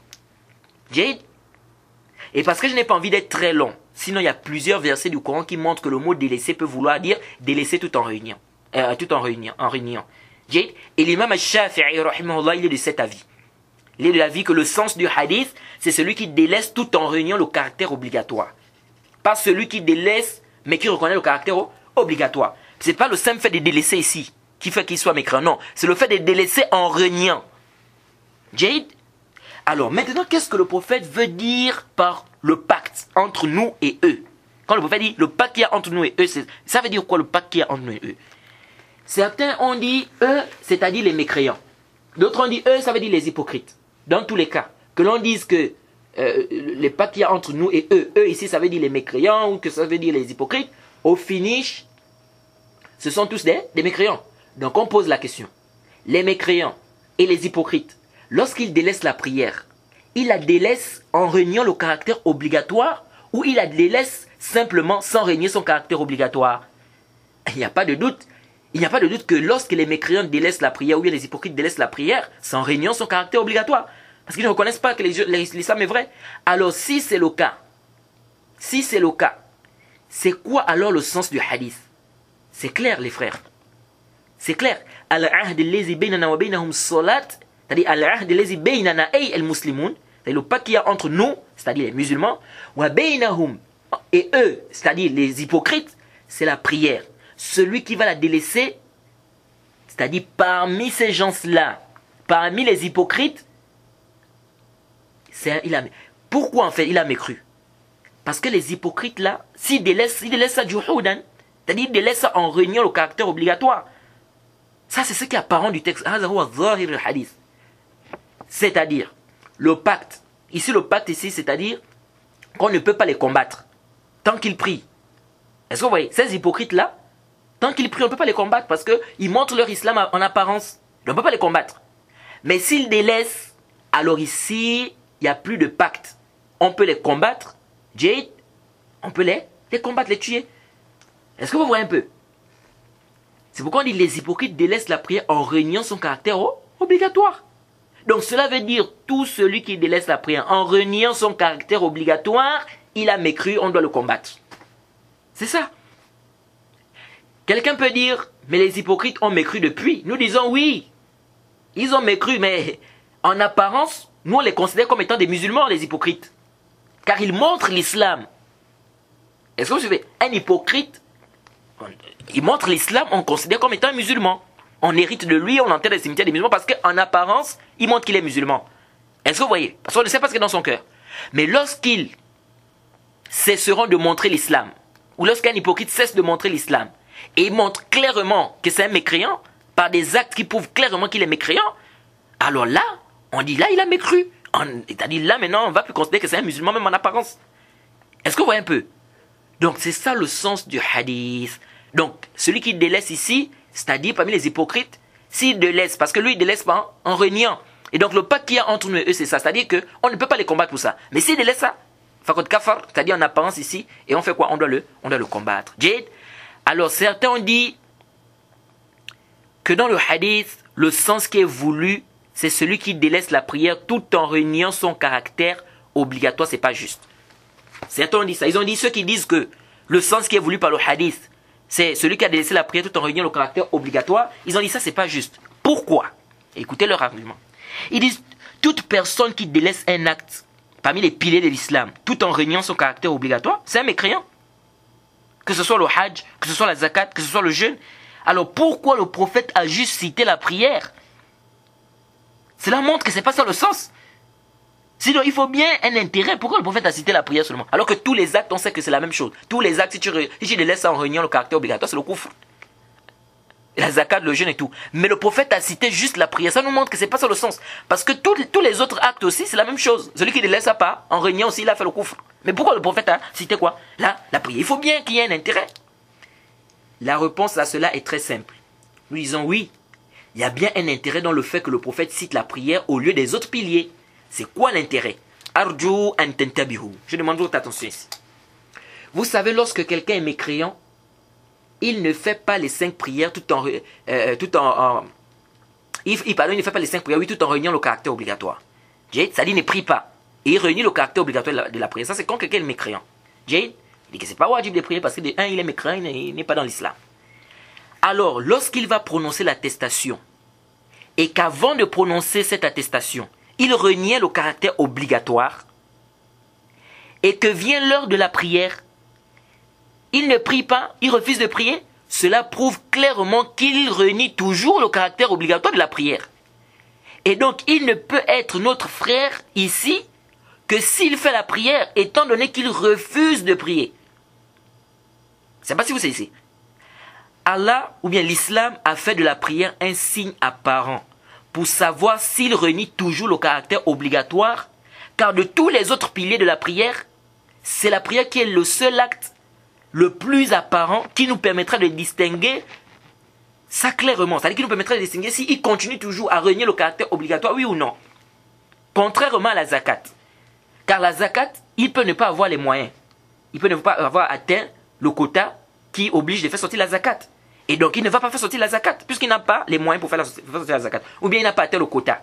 Mais au fond de lui, il renie le caractère obligatoire de la zakat. Ça, c'est un mécréant. C'est-à-dire, il renie le caractère obligatoire de la zakat, il est kafr. Mais ici, là, quand on va regarder, on va dire non, lui ne peut pas donner la zakat parce qu'il n'a pas les moyens. Alors qu'au fond de lui, il renie même le caractère obligatoire. Et donc, ici, on ne peut pas donc dire qu'il est mécréant. On ne peut pas. Parce que ça, c'est dans son cœur. Lui, il renie le caractère obligatoire de la zakat dans son cœur. On ne sait pas. Mais ici, on voit bien, en apparence, on voit qu'il n'a pas les moyens. Il s'est islamisé. On ne peut pas dire qu'il est mécréant. Vous suivez? C'est de la même manière le hajj. Car il peut ne pas avoir les capacités de faire le hajj, de faire le pèlerinage. En apparence, je dis bien. Mais au fond de lui, peut-être, il renie le caractère obligatoire du hajj, du pèlerinage. Ici aussi, on ne peut pas savoir s'il est mécréant ou pas. Parce que ici, c'est dans son cœur ici. Et c'est pareil pour le jeûne. Parce que le jeûne survient qu'une seule fois dans l'année. Et donc, c'est difficile de faire un hukm, de mettre un hukm sur celui qui est mécréant, qui reniait le caractère obligatoire du jeûne ou du hajj ou de quoi. N'est-ce pas, lorsqu'il s'islamise, c'est difficile qu'on sache est-ce qu'il continue toujours à renier son caractère, oui ou pas. Et surtout que les gens rentrent dans l'islam à tout moment. Or, le jeûne, c'est une seule fois dans l'année. Alors, la législation a mis la prière comme signe apparent pour savoir si ce mécréant-là, qui a testé, reconnaît maintenant le caractère obligatoire de la prière, oui ou non. Car s'il le reniait avant d'attester, on ne peut savoir s'il reconnaît maintenant son caractère obligatoire que s'il l'accomplit. C'est pourquoi c'est la prière qui a été citée au lieu des autres piliers. Est-ce que vous suivez un peu la démarche? Car les autres piliers ne nous permettent pas de manière claire de savoir s'il a changé de pensée, oui ou non. Car vous devez savoir que la vie qui est juste, c'est que celui qu'on dit, soit tu pries, soit on te tue, on a déjà parlé de ça. Soit tu pries, soit on te tue, on aiguise bien l'épée devant lui. Il dit, je préfère que vous me tuiez, je refuse de prier. Ça, c'est un mécréant, comme a dit le Cheikh Al-Albani, rahimahullah. Et le Cheikh Al-Islam Ibn Taymiyyah. Ça, c'est un kafir. Jade. Parce qu'ils disent quoi? Ils disent, c'est quasiment pas possible qu'une personne choisisse la mort avec la difficulté ou le mal qu'il peut ressentir. C'est-à-dire, lorsqu'on va le tuer, au lieu de prier, une prière aussi simple, qui ne te fera pas trop Ça ne va pas aller même plus de 10 minutes. Ça, c'est un kafir. Jade. Deuxièmement, de ce hadith, lorsque vous dites que tous les piliers, celui qui délaisse tout en réunion le caractère obligatoire, il est mécréant. Donc, si vous dites que c'est ça le sens du hadith ici, c'est-à-dire que celui qui délaisse la prière tout en réunion le caractère obligatoire, il est mécréant, c'est comme si on comprend que les autres actes, n'est-ce pas, si tu les délaisses tout en réunion le caractère obligatoire, tu n'es pas mécréant. Car le prophète a juste cité la prière. Nous disons, ça c'est batil. Pourquoi? Car il n'est nullement cité dans le hadith que celui qui délaisse les autres piliers tout en réunion son caractère obligatoire n'est pas mécréant. Mais cela se comprend du texte. Donc ici, on a ce qu'on appelle dans les usul, dans les fondements de la jurisprudence islamique, al-mafhum. Wa kama huwa muqarrar fil usul, al-mafhum ghayr mu'tabar iza fassarahu aw a'aradahu al-mantuq. Jade, ça c'est ce qui se comprend. Or, la qaïda nous dit quoi? Que ce qui se comprend, qui est le mafhum, ne peut être pris en considération si il est expliqué ou si s'il est expliqué ou si, pardon, nous avons par exemple ce qui se dit clairement, ça vient le contredire, qui est le mantouk. C'est-à-dire, le mafhum, ce qui se comprend, ne peut être pris en considération s'il est expliqué, Jade, ou si le mantouk, c'est-à-dire ce qui se dit clairement, le contredit. Et nous avons plusieurs textes qui montrent que le fait de régner une chose dans l'islam, lorsque les preuves ont été établies, c'est de la mécréance. Jade. Donc, l'intérêt de citer la prière, contrairement aux autres piliers, dans le hadith, c'est ça. Car c'est un signe apparent, et en plus, c'est le signe le plus apparent, je vais dire, parmi les autres piliers, hein, qui nous permet de distinguer si celui-là, il continue toujours à régner le caractère obligatoire de la prière, oui ou non. Jade. Et ça se répète dans la journée. Et le plus souvent, le serviteur a la possibilité de le faire plus facilement que les autres piliers. Est-ce que vous suivez? Parce que la prière, quelle que soit ta manière, quelle que soit ta situation, tu pries. Même si tu as le pied coupé, même si tu pries couché, même si tu pries assis, même si tu ne peux pas prier debout, etc. Est-ce que vous voyez un peu? C'est-à-dire, si tu ne peux pas prier debout, on te dit de prier assis. Si tu ne peux pas prier assis, tu pries couché. Donc, toujours, tu vas prier, sauf peut-être quelqu'un qui est dans le coma ou bien qui s'est évanoui, ça c'est autre chose. Mais la prière, peu importe ta situation, tu pries. Même si tu n'as pas les ablutions. Que tu n'as pas la possibilité de faire les ablutions, il n'y a pas un moment, il n'y a pas moyen de faire les ablutions, il n'y a pas moyen de faire le terme, mais rien. Certains savants te disent que tu pries dans cet état. Et aussi, il n'est pas concevable qu'on refuse de prier et qu'on préfère être tué au lieu de prier. Sauf si on renie son caractère obligatoire. Ça déjà prouve, le fait de refuser de prier et de préférer qu'on te tue, ça montre clairement que tu refuses le caractère obligatoire. Tu refuses de prier, tu renies son caractère obligatoire. Et quand on refuse quelque chose par orgueil ou par renie, tu renies, ça c'est du kufr, c'est la mécréance. Jade. Alors certains disent non, dans le hadith, on a cité al-kufr avec alif wa lam. Donc ça montre ici que c'est le grand kufr. Et on dit même que Cheikh Al-Islam a eu à dire ça. Ça c'est une erreur. C'est quoi l'erreur ici? C'est pas, quand je dis ça c'est une erreur, ça ne veut pas dire que une erreur, c'est-à-dire que Cheikh Al-Islam s'est mis à eu à dire ça. Non. L'erreur ici c'est que le mot kufr, c'est pas parce que c'est venu avec alif wa lam. Parce qu'ils ont dit bayna al-rajul wa bayna al-kufr. On a dit entre l'homme et le kufr, c'est alif wa lam. Donc ça montre ici quoi? Que c'est le grand kufr parce que c'est alif wa lam. On dit ça aussi les sabis sahih. C'est une erreur. Cheikh Al-Islam c'est un grand savant, mais cela ne voudrait pas dire que tout ce qu'il dit est vrai. Et on a déjà rappelé ça, c'est la création des gens de la sunna, c'est que nos savants, ils ont leur place. Mais cela ne voudrait pas dire que tout ce qu'ils disent, c'est nécessairement vrai. Il n'y a pas un savant qui va te dire ça. Qu'il n'y a aucun savant qui ne fait des erreurs, aucun savant. Vous allez voir, ce sont les soufis, ou bien je ne sais pas, les gens qui viennent avec des conceptions comme ça. Sinon, dans l'islam, la création des gens de la sunna, c'est qu'aucun de nos savants, on ne peut dire qu'il est infaillible, il ne commet pas d'erreur. Non. Peu importe son degré de science. Il peut faire quoi? Il peut faire des erreurs. Et les savants comme lui détectent ces erreurs, ils font le bayan que ça c'est une erreur. Il y a des savants qui ont refuté cette parole-là, qui dit que si le koufr vient avec alif ou lam, donc c'est le grand koufr forcément. Non. D'autres savants disent non, ça c'est une erreur. Pourquoi? Le dalil, c'est que c'est venu dans Bukhari. Al-Bukhari. La femme qui était venue voir le prophète Mohammed sallallahu alayhi wa sallam a dit je n'aime plus mon mari. Elle a dit akhsha al-kufra fil islam. Le hadith d'Ibn Abbas. Elle a dit je crains la mécréance dans l'islam. Al-kufr, alif ou lam. Akhsha al-kufra fil islam. Et pourtant, les savants te disent ici que le kufr qui est voulu ici, c'est l'ingratitude. C'est quoi? C'est l'ingratitude. Ce n'est pas quoi? Ce n'est pas le kufr qui fait sortir de l'islam, mais l'ingratitude. C'est venu avec alif wa lam. Pourquoi on n'a pas dit ici que c'est le grand kufr? Est-ce que vous voyez? Et il y a d'autres hadiths comme ça qui sont venus, d'autres dalils qui prouvent quoi dans le Sahih Ibn Hibban, et bien d'autres qui nous montrent que c'est venu. On a bien dit Al-Kufr, Alif wa Lam, mais pourtant les savants ici te disent que c'est pas le grand Kufr. Jade. Et ceux qui prouvent même que leur dalil n'est pas clair, c'est-à-dire le dalil de ceux qui disent que quand le prophète a dit celui qui la délaisse il est mécréant, qu'ici ils disent que c'est clair, ceux qui nous prouvent que c'est pas clair. Parce que nous on estime que c'est pas clair. C'est-à-dire les savants qui disent que celui qui abandonne la prière par paresse n'est pas mécréant, ils estiment que c'est pas clair. Ceux qui prouvent que c'est pas clair, c'est quoi? C'est que beaucoup de savants disent le mot koufr ici, c'est le petit koufr, pas le grand. Car vous devez savoir qu'il y a des savants qui ont dit, quand le prophète a dit celui qui l'a délaissé, il est mécréant. Mécréant ici, là, il a mécru, pardon. Il a mécru ici, mécru, ils ont dit ici c'est le petit koufr. Parce que vous devez savoir que le koufr, on a deux types de koufr. On a le grand koufr, on a le petit koufr. Comme on a le grand shirk, on a le petit shirk. On a le grand fisq, la grande perversité, on a la petite perversité. Jade, on a la grande injustice, on a la petite injustice. Jade, ça c'est important de comprendre ça. Pourquoi vous allez voir, on dit zulm duna zulm, fisq duna fisq, koufr duna koufr. Jade, donc il y a le grand et il y a le petit. Est-ce que c'est bon? Alors, ils ont dit ici c'est le petit koufr. Et nous avons plein de textes où le mot koufr est venu, et ça veut dire le petit koufr. Ils ont dit par exemple, le hadith d'Abu Huraira, que le prophète Mohammed a dit Sibabul muslim fusuqun wa qitaluhu kufr. Insulter un musulman, c'est de la perversité. Le combattre, c'est du koufr. Mais est-ce que combattre un musulman, tu sors de l'islam? Ici, c'est le grand koufr. Non, les savants te disent c'est le petit koufr. Et Bouddha a dit c'est le koufr. Est-ce que vous suivez? Ils ont dit, le prophète aussi a dit dans un autre hadith de Bukhari La tarji'u ba'di kuffar yadrib ba'dukum riqaba ba'd. Ne retournez pas après moi, mécréants. Hein? L'un d'entre vous combat l'autre. Jade. Ici, la kuffar, ça veut dire quoi? Et pourtant, c'est venu kuffar. Regardez, hein? C'est pas venu fakot kafar, c'est venu kuffar. Mais pourtant, les savants te disent que kuffar, ça veut pas dire qu'il sort de l'islam. Parce que celui qui combat ou bien qui se bat avec son frère musulman, il n'est pas kafir. Bidalil, on a des dalils dans le Coran où Allah dit lorsque deux groupes de musulmans se combattent, établissez la concorde entre vos frères.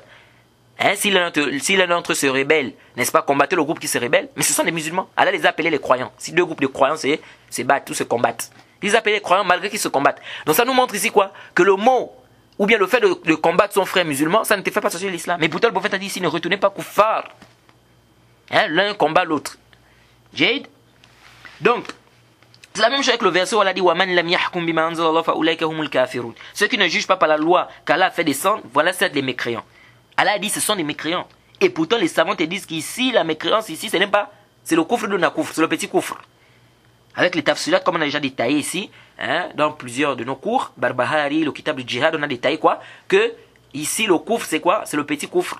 Sauf si quelqu'un fait quoi? Il rend ça halal. Ou s'il pense que c'est meilleur que c'est-à-dire que s'il pense que juger par une loi autre que la loi d'Allah, c'est meilleur que la loi d'Allah, ou il pense que c'est au même niveau qu'il y a Juz, ou bien il pense que c'est halal, ça c'est le koufr. Par contre, s'il sait que c'est un péché, il sait que c'est pas bien, Allah interdit ça, mais il suit la passion, etc., il est en train de juger parce que la foi est faible, ça c'est pas le koufr. Ça c'est pas la grande mécréance qui fait sortir de l'islam. Jade. Alors, il y a aussi un hadith de Muslim où le prophète Mohammed sallallahu alayhi wa sallam a dit Ayyuma abdin abqa min mawalih faqad kafar hatta yarji' ilayhim. Tout serviteur ou tout esclave qui va s'enfuir de ses maîtres, il a mécru jusqu'à ce qu'il revienne. Mais il a mécru ici, ça veut dire quoi? Faqad kafar ici, ça veut dire quoi? Est-ce que ça veut dire qu'il a mécru, ça veut dire qu'il est devenu kafir, il sort de l'islam? Non, les savants te disent non, c'est pas ça le sens. Est-ce que vous voyez un peu? Donc, le prophète ici a dit, par exemple, le hadith où le prophète a parlé des gens de l'enfer. Il a dit dans un hadith, il a dit, la majorité des gens de l'enfer, ce sont des femmes. Il a dit, yakfurna, elles font le koufr. Jusqu'à ce que les femmes sont même venues, elles ont posé la question au prophète, yakfurna billah, elles font le koufr, c'est-à-dire elles me croient en Allah. Et le prophète Mohammed sallallahu alayhi wa sallam a dit, yakfurna al-ashir, wa yakfurna al-ihsan. Le prophète a dit quoi? Elles font quoi? La mécréance par rapport au bien qu'on leur accorde. C'est-à-dire qu'elles sont ingrates. Là où ahsanta ila ihdahuna, si tu fais du bien à l'une d'entre elles, ad-dahr, thumma ra'at minka shay'an, qalat ma ra'aytu minka khayran qat. Hadith dans Bukhari Muslim. Le prophète dit, si tu fais du bien à l'une d'entre elles, toute une année, et qu'elle voit en toi une petite chose, seulement une petite faille, le prophète dit, elle va dire quoi? Elle n'a jamais vu un bien en toi. Elle n'a jamais vu un bien en toi. Donc le prophète ici a dit yakfurna, elles font le koufr. Mais il a appelé quoi le koufr ici? L'ingratitude. Et pourtant il a dit yakfurna. Et pourtant il a dit yakfurna.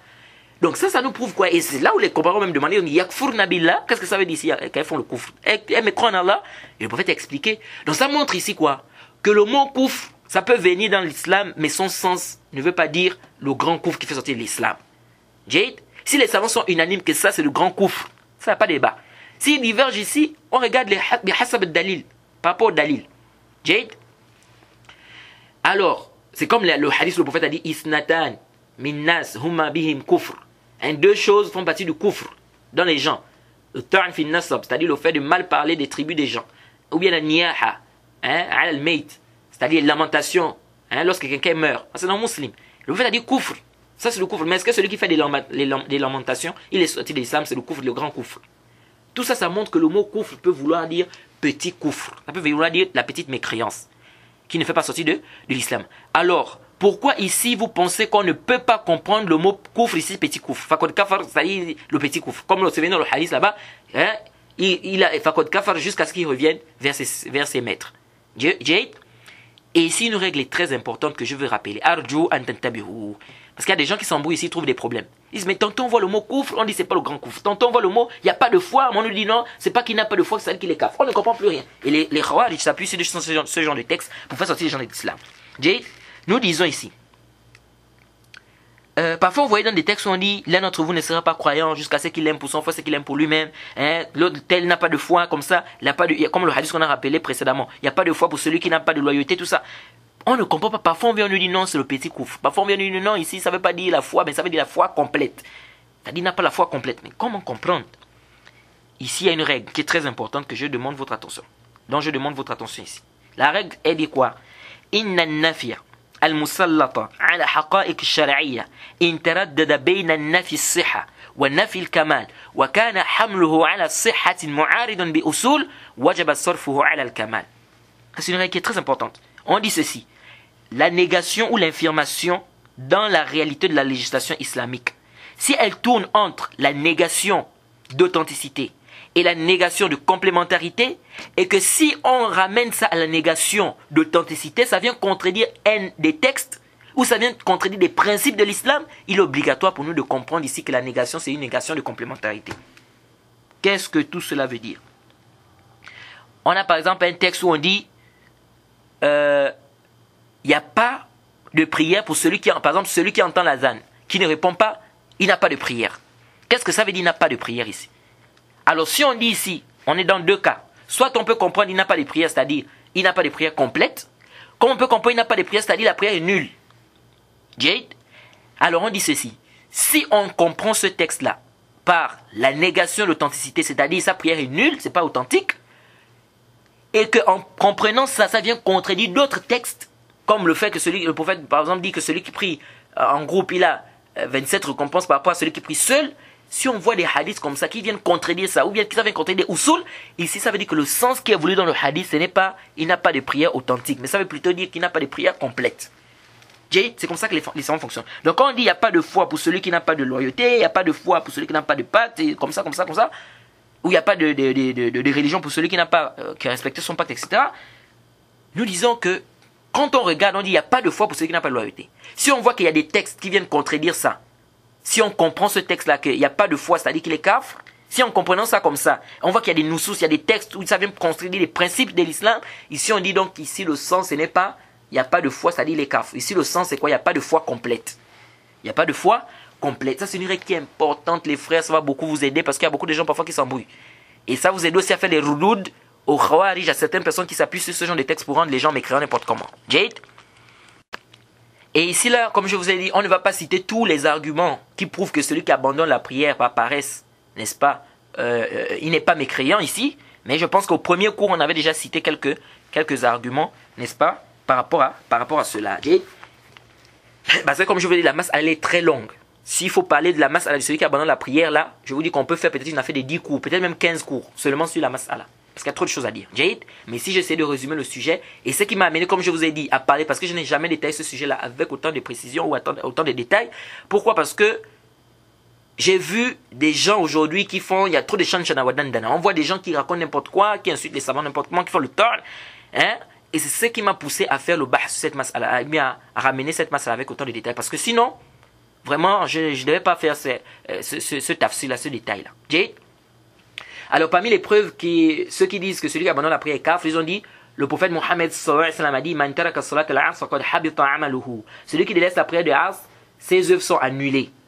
Ils ont pris ça comme dalil. Ils ont dit, le prophète a dit, ses œuvres sont annulées. Et le Cheikh Ibn Baz s'appuie sur ce hadith-là pour dire même que celui qui abandonne une seule prière, il est kafir. Alors, ils te disent, on a dit ses œuvres sont annulées. Donc, ça montre clairement qu'il est kafir. Mais ça, là, laysa bis-sahih. Nous disons d'abord, l'annulation dans l'islam est de deux types. Nous avons l'annulation de tous les actes, c'est-à-dire même le tawhid, et donc qui est l'annulation totale. Et nous avons une annulation qui est partielle de quelques actes. Lorsqu'Allah dit par exemple dans le Coran, وَمَنْ يَكْفُرْ بِالْإِيمَانِ فَقَدْ حَبِطَ عَمَلُهُ. Dans Surat Maïda, verset 5. Surat 5, verset 5. Allah dit, celui qui a mécru à la foi, ses œuvres sont annulées. Ici, c'est quelle annulation? C'est l'annulation totale.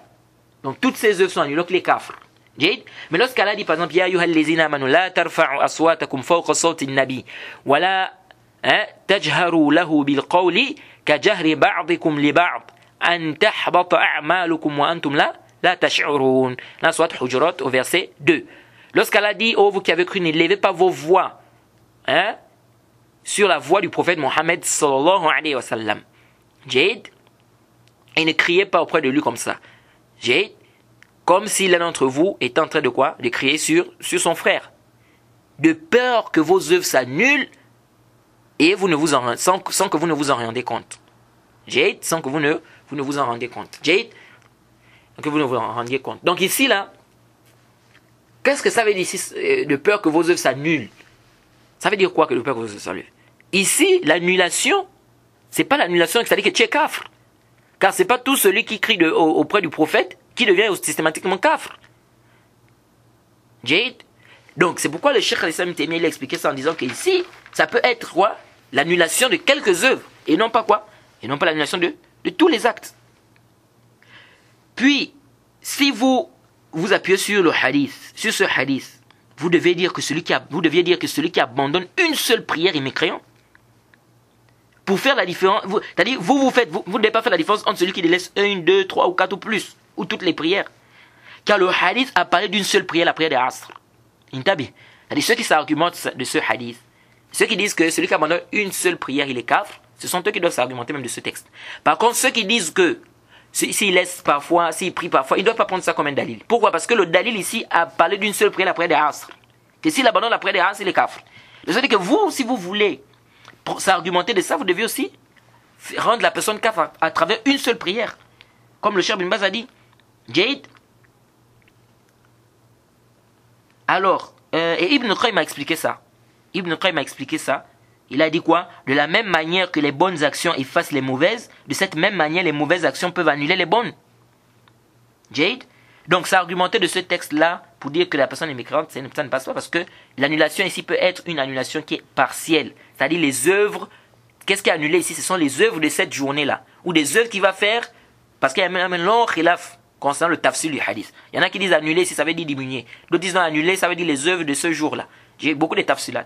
Donc ici, quand on dit que ces œuvres sont annulées, ça ne veut pas dire qu'il est mécréant. Ça ne veut pas dire qu'il est mécréant ici, parce que l'annulation est de deux types. Parce qu'on a d'autres textes qui montrent que celui qui abandonne la prière n'est pas kafir. Les textes clairs, ils vont sortir, ils n'ont fait aucun bien, sauf le tawhid. Donc ça montre clairement ici qu'il n'est pas kafir. Donc ici, on ne doit pas comprendre ce texte-là dans ce sens-là. Parmi les preuves qu'ils avancent aussi le hadith de Ubad ibn Samit. Là où il a dit que, le prophète a dit que vous ne pouvez pas enlever, si un chef est pervers, on ne doit pas l'enlever. On avait déjà expliqué ça dans nos cours de Aqida. Qu'on n'enlève pas un chef musulman, peu importe sa perversité, sauf s'il fait le kufr qui est clair. Et là, on doit l'enlever, bien évidemment, avec les shurut, comme on a déjà aussi détaillé. On a même parlé de ça dans le charge du kitab al-jihad. Le prophète a dit que, sauf si vous voyez du kufr bawah, indakum min Allah fihi burhan.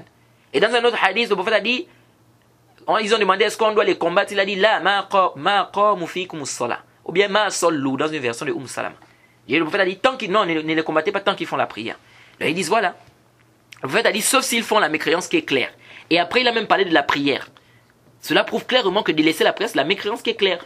Nous disons ici le prophète Mohammed sallallahu alayhi wa sallam a permis d'enlever le chef s'il fait le kufr qui est clair et s'il délaisse la prière. On ne doit pas nécessairement vouloir faire un rapport. En plus, on sait que celui qui délaisse la prière, on doit le tuer. Après lui avoir demandé de prier. Il y a des textes clairs qui sont venus là-dessus. Donc s'il refuse, on le tue. Soit haddan pour ceux qui le disent, qui n'est pas mécréant, soit kufran pour ceux qui disent que s'il accepte qu'on le tue au lieu de prier, ici c'est le kufr. Selon le khilaf. Jade. Donc le prophète n'a pas fait la différence entre le chef musulman et une autre personne concernant la prière, contrairement aux autres obligations. Donc nous disons ici, oui, n'est-ce pas? On les combat. S'ils font la mécréance qui est claire, on les combat s'ils délaissent la prière. Comme le texte mentionne, bien évidemment, s'il y a la capacité, la possibilité, tout avec les chouroutes, avec des conditions, comme on a déjà détaillé. Mais cela ne prouve pas nécessairement que délaisser la prière, ça devient du kufr. Non. Et je profite aussi à dire ceci. Qu'ici, je n'ai pas cité les textes qui montrent qu'on doit tuer celui qui abandonne la prière. Car il n'y a pas nécessairement un rapport entre le fait de tuer ou le fait d'être mécréant. Ou le fait qu'il soit mécréant. C'est pas tout celui que l'islam a demandé de tuer qui est systématiquement mécréant. Parce qu'il y a des gens aujourd'hui, on voit des gens aujourd'hui qui prennent les hadiths, où le prophète a, par exemple, les hadiths qui prouvent qu'on doit tuer celui qui abandonne la prière, ils prennent ces hadiths pour prouver que celui qui abandonne la prière est kafir. On dit non, khata, wa ghalat. Pourquoi? Parce que c'est pas tout celui que l'islam demande de tuer qui est nécessairement kafir. La preuve de ça, c'est quoi? Celui qui a commis l'adultère. Celui qui a commis l'adultère, qu'est-ce qu'on fait? On le lapide jusqu'à la mort. Donc l'islam a demandé qu'on le tue. Mais est-ce que lui, là, il est kafir? Non, il n'est pas kafir. Celui qui a des rapports sexuels avec un homme comme lui. L'islam aussi, on doit le tuer aussi. L'islam demande qu'on le tue. Mais est-ce qu'il est kafir? Non. Celui qui tue quelqu'un volontairement. L'islam a permis qu'on le tue. Si les parents du défunt décident où ils veulent le prix du sang, ils demandent qu'on le tue. On le tue. Mais est-ce que ça veut dire qu'il est kafir? Non. Est-ce que vous suivez? Donc cela, l'islam a permis qu'on les tue. Mais est-ce que cela voudrait dire qu'ils sont devenus des mécréants? Non. Donc il faut bien comprendre ici, la yalzam. C'est-à-dire le fait que l'islam demande qu'on tue quelqu'un, la yalzam an yakuna kafiran. Ça ne prouve pas qu'il est nécessairement mécréant. Donc les gens qui viennent avec les dalils qui prouvent qu'on doit tuer quelqu'un qui abandonne la prière pour justifier que c'est un mécréant, ça ne passe pas. Et parmi les dalils aussi qu'ils ont apportés, ils ont dit Allah dit fa in tabu wa aqamu as-salata wa atu az-zakata fa ikhwanukum fi ad-din. Surat Tawbah verset 11. S'ils se repentent, ils font la prière, ils croient, ils donnent la zakat, ce sont vos frères en religion. Ici, on a ce qu'on appelle, ils ont dit donc, ça veut dire que s'ils ne prient pas, s'ils ne font pas ce qui est venu dans le verset là, ils ne prient pas, ils ne sont pas nos frères en religion, donc ce sont des mécréants. On dit ici, vous avez pris ça du mafhoum. Vous avez pris ça de ce qu'on appelle le mafhoum dans les usul, c'est-à-dire ce qui se comprend du texte. Et ça, c'est quel type de mafhoum? C'est un mafhoum ou shart. On appelle ça dans les PAM, parce que les mafhoum, il y a 10 mafahim. Sif wa shtarat alil wa laqib sunya wa aud az-zarfain wa hasr al-irya. Ça sont les 10 mafahim dans les usul fiqh. Ici, vous avez ce qu'on appelle le mafhoum ou shart. C'est-à-dire, c'est un mafhoum ou shart. On a dit, s'ils se repentent, si. Vous avez dit que s'ils ne font pas, ils ne sont pas nos frères en religion. Alors, pour travailler avec le mafhoum, il y a des conditions. Les gens des usul, ils ont mis des conditions. Parmi les conditions, il ne faut pas que le verset soit descendu par rapport à une situation. Exemple. Dans la sourate 24, verset 33, Allah dit « Wala tukrihu fatayatikum ala al-bira'i in aradna tahassuna » Ça c'est sourate 24, au verset 33. Allah subhanahu wa ta'ala dit « Ne contraignez pas vos femmes esclaves à la prostitution si elles veulent rester chastes. » Qu'est-ce que cela voudrait dire ça? Si elles veulent rester chastes, c'est ma foum. Qu'est-ce qu'on comprend du texte? Ça veut dire que si elles ne veulent pas rester chastes, on doit les contraindre à la prostitution. Mais est-ce que ça c'est vrai ça? Ça c'est pas sahih. Ça c'est pas sahih. Pourquoi? C'est-à-dire, si un jahil vient aujourd'hui, un ignorant, il vient, il dit non, ça veut dire que si elle ne veut pas rester chaste, on peut contraindre cette femme-là. On dit khata wa ghalat. Ça c'est khata. Pourquoi? Parce que le verset est descendu par rapport à des femmes qui étaient dans cette situation-là. C'est-à-dire que cela ne veut pas dire ici que si elles ne veulent pas se préserver de la chasteté, si elles ne veulent pas rester chastes, on doit forcer ces femmes-là. Non. Le verset est descendu par rapport à des femmes qui voulaient garder leur chasteté et dont des gens faisaient quoi? Voulaient forcer à faire la prostitution. Et donc Allah a fait descendre le verset pour dire que ne faites pas ça si elles veulent elles veulent rester chastes. Mais cela ne veut pas dire que si elles ne veulent pas rester chastes, donc il faut les faire. Non. Le verset est descendu par rapport à une situation. Par rapport à cette situation. Par rapport à des femmes qui étaient dans cette situation. Alors donc nous disons ici que le verset ici que vous apportez, c'est un verset qui a un rapport aux mécréants. C'est-à-dire, s'ils se repentent du shirk, ils font la prière, ils font la zakat, ce sont vos frères en religion. C'est ça que ça veut dire ici. Et certains savants ont même pris ce verset pour dire que celui qui délaisse la zakat, c'est un mécréant. Et nous disons, Haza khata'un. Abi Ubayd al-Qasim, dans son livre Al-Amwal, il a rappelé là-bas qu'il y a un khilaf des savants sur le fait que quoi, je pense même qu'il penche vers cet avis. Rahimahullah, que quoi, que celui qui délaisse la zakat, il est kafir. Nous disons ça, c'est une erreur. Pourquoi? Ils ont pris le verset, ils ont dit, Allah a dit, s'ils croient, s'ils se repentent, ils croient, ils font la zakat, ils donnent la zakat, ils font la prière, ce sont vos frères en religion. Donc ça veut dire que s'ils ne font pas, ce n'est pas nos frères. Donc ça veut dire que celui qui ne donne pas la zakat, il est kafir. On dit haza khata wa ghalat. Ça c'est une erreur. Pourquoi? Parce que c'est venu dans le Sahih Muslim. Un hadith qui est clair sur celui qui délaisse la zakat. Le prophète a dit qu'il sera châtié, un châtiment qui sera répété sur lui pendant une journée dont la durée est de 50 000 ans. Puis il verra son chemin, soit au paradis, soit en enfer. Ça c'est un texte qui est clair, qui montre que celui qui délaisse la zakat n'est pas mécréant. Sinon, le prophète ne devait pas dire il verra son chemin soit au paradis, soit en enfer. Donc, si vous prenez le verset dans ce sens-là, dites aussi que celui qui délaisse la zakat, c'est un mécréant. Puisque le verset ici n'a pas fait la différence. Le verset a parlé de la zakat et la prière. Et si vous dites non, on fait l'exception de la zakat car il y a un texte clair. Nous disons également, nous aussi on fait exception de la prière parce que nous avons des textes clairs qui montrent qu'il n'est pas mécréant. Et ils ont d'autres preuves aussi que je n'ai pas citées ici, comme je vous l'ai dit, par rapport à la masse de celui qui abandonne quoi? La prière. Et ça, c'est les preuves les plus fortes que j'ai essayé de citer ici et les plus répandues. Quant au hadith, on dit que le prophète a dit, il a vu un musulman qui était derrière, qui n'a pas prié dans le groupe. Le prophète lui a dit, tu n'es pas musulman. Ibn Qayyim s'est argumenté de ce texte-là pour dire que celui qui laisse la prière est un mécréant. Mais ça, c'est pas juste. S'il a dit que non, le prophète lui a dit, tu n'es pas musulman, pourquoi tu n'as pas prié avec nous? Tu n'es pas musulman. Donc il a dit non, ça veut dire que celui qui ne prie pas, il est kafir. On dit non. On pose la question, pourquoi le prophète lui a-t-il fait cette réprimande-là? Pourquoi le prophète lui a réprimandé ici? L'a réprimandé, pardon, ici. Pourquoi? Parce qu'il n'a pas prié en groupe ou parce qu'il n'a pas prié? Le texte est clair. Quand vous lisez le contexte, c'est parce qu'il n'a pas prié en groupe.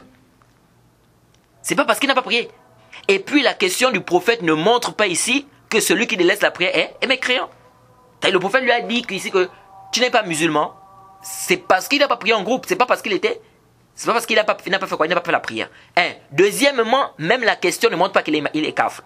C'est-à-dire on ne comprend pas de cette question que qu'il est kafir. C'est-à-dire on ne comprend pas de cette question que celui qui ne prie pas il est kafir. Non, pourquoi? C'est comme si tu disais à quelqu'un par exemple que tu vois un musulman que tu vois boire le vin. Tu dis mon frère, tu bois le vin.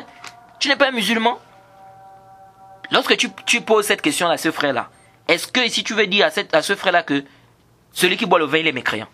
Tu dis, mon frère, tu bois le vin, bien, mon frère, tu fais le zina. Tu n'es pas musulman. Vous entendez même beaucoup des koufars qui disent ça, non? Toi, tu n'es pas musulman, tu bois le vin comme ça. Est-ce que quand il te dit ça, ça veut dire que ici c'est le koufr? Ou si tu dis ça à un frère musulman, ça veut dire que c'est le koufr? Non. Donc, de la même manière, le hadith ici qui dit que, parce qu'ils ont pris d'autres dalil, Ibn Qayyim s'est appuyé sur d'autres textes. Par exemple, le texte où le prophète a dit, s'il prie notre prière, il se dirige vers notre qibla, il mange nos immolations, c'est le musulman qui a garanti auprès d'Allah et qui est garanti auprès d'Allah et de son messager. Nous disons aussi, ça ne prouve pas qu'il est mécréant. Parce que le hadith montre plutôt que son sang est sacré, s'il fait tout ce qu'on a cité ici. Or, on a déjà dit que le fait que l'islam demande de tuer quelqu'un, ça ne prouve pas nécessairement qu'il est mécréant. Et la version de Bukhari nous détaille, le prophète a dit umirtu an uqatila an-nas hatta yaqulu la ilaha illa Allah. Fa in qalu aw fa iza qaluha wa sallu salatana wastaqbalu qiblatana wa zabahu zabihatana faqad hurrimat alayna dima'ahum. Hurrimat alayna dima'ahum. Illa bihaqqiha. C'est le prophète qui dit. La version est bien détaillée, il dit on m'a ordonné de combattre les gens jusqu'à ce qu'ils attestent qu'il n'y a aucune divinité qui met l'adoration en dehors d'Allah. S'ils le disent et qu'ils font notre prière, ils se dirigent vers notre qibla, ils font, c'est-à-dire qu'ils égorgent de la manière dont on immole, c'est-à-dire de notre immolation, il interdit, leur sang est haram, sauf en droit. Donc ici c'est clair ici que le prophète ici parle du fait que s'ils ne font pas cela, on doit les tuer. Donc s'ils délaissent, on peut les tuer. Donc le hadith n'a pas un rapport direct avec le problème de la mécréance de celui qui abandonne la prière, oui ou non. Ça parle du fait de tuer celui qui ne fait pas ce qui est cité dans le hadith. Jihad. Et on a déjà rappelé que lorsque l'islam demande de tuer quelqu'un, ça ne prouve pas nécessairement qu'il est mécréant. Jihad. Et par rapport à ce hadith, Ibn al-Qayyim, il a dit quoi? Il dit si déjà quelqu'un qui prie vers une qibla autre que la qibla des musulmans, c'est un mécréant. C'est-à-dire quelqu'un qui prie vers une autre qibla que la qibla des musulmans, c'est un mécréant. Que dire de celui qui délaisse complètement la prière? Lui aussi doit être un mécréant. Et ça, vous voyez, Ibn al-Qayyim, c'est ce qu'il dit. Il dit, si déjà le fait de prier par dans une autre qibla, qui n'est pas la qibla de l'islam, des musulmans, ça te rend déjà mécréant, que dire de celui qui fait quoi? Qui abandonne la prière? Jade. Ici aussi on dit, ça aussi fait nazar. Pourquoi? Parce que certains savants ont répondu à ça. Ils te disent ceci. Ils disent, quelqu'un qui prie toute sa vie dans une direction autre que la qibla des musulmans, tout en sachant que la prière n'est pas valide, sauf en direction de la qibla, donc à la Mecque, ici ça prouve clairement qu'il fait l'orgueil. Soit il le fait par orgueil, soit il renie. Et donc celui-là, il est mécréant. Donc c'est clair ici qu'il a renié, et ça c'est de la mécréance. C'est-à-dire, il sait que la prière ne peut être valide que si on est en direction de la qibla. Mais lui, il prie toute sa vie dans une autre direction. C'est clair que ça veut dire que soit il fait par orgueil, soit il a renié, et ça c'est un mécréant. Mais celui qui délaisse la prière par paresse, a-t-il renié le caractère obligatoire de la prière? Non. Donc ici, il n'y a pas d'analogie à faire. Il n'y a pas d'analogie à faire ici. Jade. Alors on va s'arrêter ici, car la mas'ala, comme je vous ai dit, elle est très longue. Mais en résumé, comme on a dit, la vie qui est juste, c'est que celui qui abandonne la prière par paresse, ce n'est pas un mécréant. Jade. L'avis qui dit que c'est un mécréant, c'est un avis qui est marjouh, c'est un avis qui n'est pas sahih. Jade. Et pour ceux qui veulent un peu plus de détails sur la mas'ala, il y a des livres qui ont été écrits des savants, qui ne pas dans les koutoub des savants. Les savants ont détaillé cette question de celui qui abandonne la prière par paresse ou pas. Et ce que j'ai dit ici, je n'ai pas inventé ça, ça ne vient pas de ma propre tête. C'est des lectures que j'ai eu à prendre par-ci et par-là dans des koutoub des savants. Jade. Et comme je vous ai dit, qu'il y a beaucoup de savants qui ont écrit des livres là-dessus. Jade.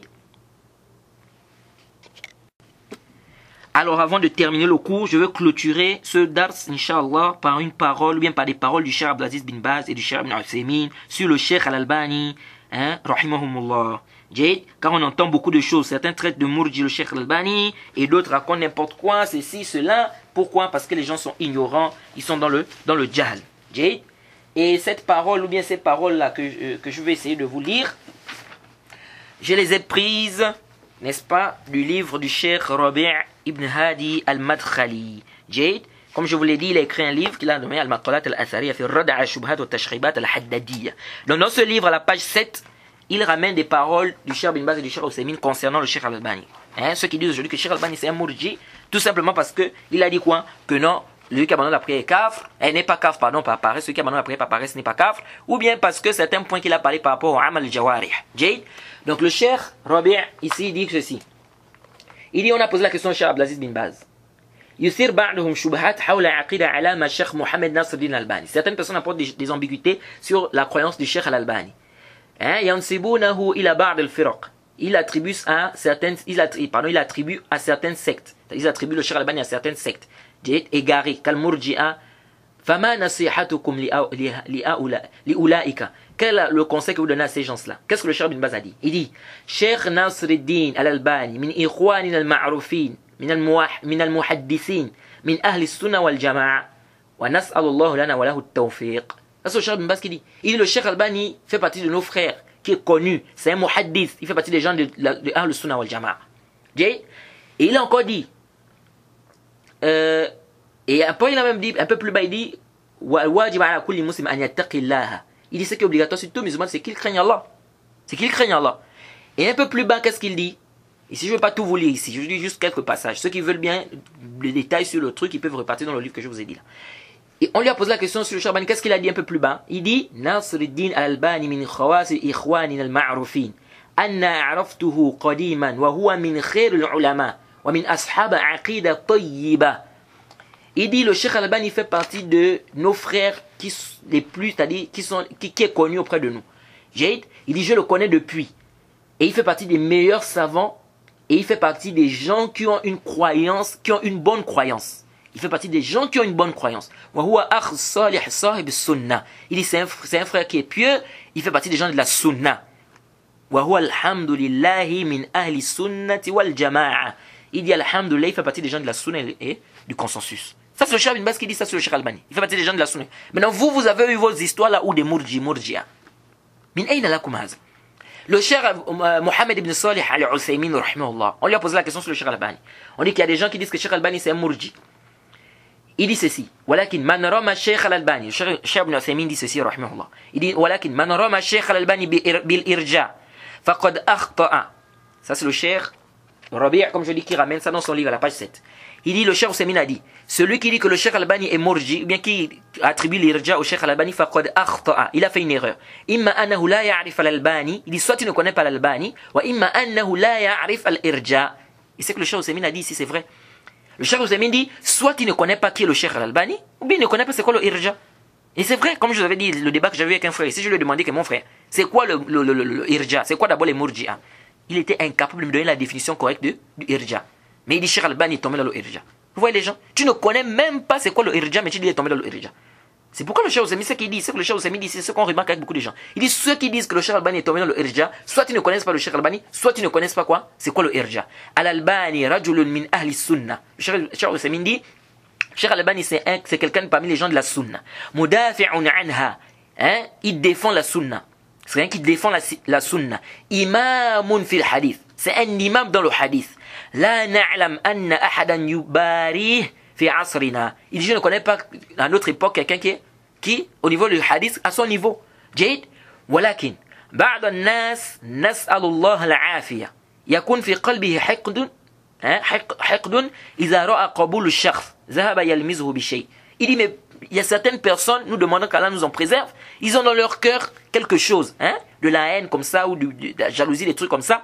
Et dès qu'ils voient que quelqu'un est accepté auprès des gens, allez, ils commencent à faire quoi? Ils commencent à l'accuser de tout et de rien. Jade. Un peu plus bas, le Cheikh Uthaymin dit Ar-rajul na'rifuhu min kutubihi a'rifuhu bi mujalasatihi ahyanan salafiyya al-aqida. Il dit, le Cheikh Uthaymin dit, l'homme, on le connaît à travers ses livres. Et on le connaît aussi par rapport à ses assises, ou bien par rapport au fait qu'on s'est assis également avec lui parfois. Il dit salafi al-aqida. Sa croyance, c'est une croyance salafi, c'est-à-dire il a une croyance de salaf. Jade, salim al-manhaj. Son manhaj est propre, ça n'a pas de problème. ولكن بعض الناس يريد أن يكفر عباد الله. Il dit mais par contre certaines personnes veulent rendre des serviteurs d'Allah mécréants. بما لم يكفره الله به. Pas بما لم يكفرهم الله به. C'est-à-dire que ils veulent rendre certains serviteurs d'Allah des mécréants avec des choses que Allah n'a pas rendu quoi mécréants. ثم يدعي أن من خالفه في هذا التكفير فهو مرجئ. Puis ils vont prétendre que ceux qui vont contredire leur takfir là, c'est un murji. كذبا وزورا وبهتانا. ولذلك لا تسمع لهذا القول من أي إنسان صدر. Cheikh Uthaymin continue, il prétend que celui qui le contredit dans ça c'est un murji, hein, en mentant, n'est-ce pas? Il dit et n'écoutez pas. Écoutez ce que Cheikh Uthaymin dit. Il dit n'écoutez pas cette parole là de quelle que soit la personne qui va vous apporter ça. Et quel que soit celui qui va amener ce genre de paroles là que Cheikh Albani murji comme ça, le Cheikh Uthaymin dit n'écoutez même pas ça. Jade. Et le Cheikh Al-Albani dit encore, il dit alim, il dit Cheikh Al-Albani, il dit Al-Albani alim muhaddis faqih. Cheikh Uthaymin dit c'est Al-Albani, c'est un savant, un muhaddis, un faqih. Qui dit que c'est un faqih ici? C'est le Cheikh Uthaymin. On entend des gens aujourd'hui, non Cheikh Al-Albani c'était pas un faqih, c'était un muhaddis. Mais le Cheikh Uthaymin dit ici faqih. Wa in kana muhaddisan aqwa minhu faqihan. Il dit même s'il est plus savant dans le hadith, c'est-à-dire il maîtrise plus le hadith que le fiqh. Jade. Mais le Cheikh Uthaymin a dit ici qu'il est faqih. Même s'il dit qu'il maîtrise plus le hadith, mais il dit quand même qu'il est faqih. Jade, quand je demande souvent jamais, vous partez souvent prendre des choses là-haut. Oh, Cheikh Albani, c'est pas un faqih, vous avez eu ça où? Ensuite, le Cheikh Ibn Uthaymin dit, Wala a'lam lahu kalaman yadullu ala al-irja, abadan. Le Cheikh Uthaymin dit, je ne connais aucune parole du Cheikh Albani qui montre qu'il y a le irja dedans, qui montre que c'est le irja. Et ça, oui. وأنا أشهد للشيخ الألباني un peu plus bas il dit وأنا أشهد للشيخ الألباني بالاستقامة والسلامة المعتقد وحسن المقصد. Il dit je reconnais, je témoigne pour le Cheikh Albani qu'il est sur le droit chemin, n'est-ce pas, qu'il a une bonne croyance, n'est-ce pas, qu'il a une bonne intention. Jade, comme je vous ai dit ici, les paroles là sont, vous trouvez ça dans le livre du Cheikh Rabi' à la page 7, il y a beaucoup de paroles, je n'ai pas lu tout ici, j'ai lu juste quelques passages ici qui étaient très importants ici qu'il fallait citer. Jade, donc ici là, il faut retenir ici quoi? Que c'est pas parce qu'on a dit que celui qui a abandonné la prière par paresse, il n'est pas grave qu'on devienne maintenant mourji. Non. Le irja, ils ne font pas la différence, n'est-ce pas, entre... Parce que le irja, c'est quoi en fait? Ce sont ceux qui disent en fait que les péchés n'influencent en rien la foi. C'est ça le mourji. Bien évidemment, les savants ont divisé aussi, ils ont mis le roulat mourji'a, il y a des roulats, ceux qui ont exagéré dans le irja, et puis on parle aussi des mourji'at al-fuqaha et tout ça. Mais le irja de manière globale, c'est ça. C'est-à-dire, ils disent quoi?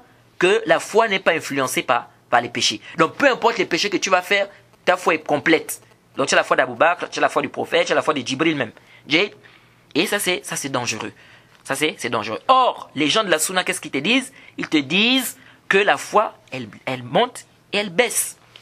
Elle monte avec les bonnes actions et elle baisse avec quoi? Elle baisse avec les péchés. C'est pourquoi on a rappelé la parole de l'imam Barbahari dans son Sharh Sunna, lorsqu'il dit celui qui va dire qu'iman qawlun wa amal yazid wa yanqus faqad kharaja min al-irja awwalihi wa akhirihi.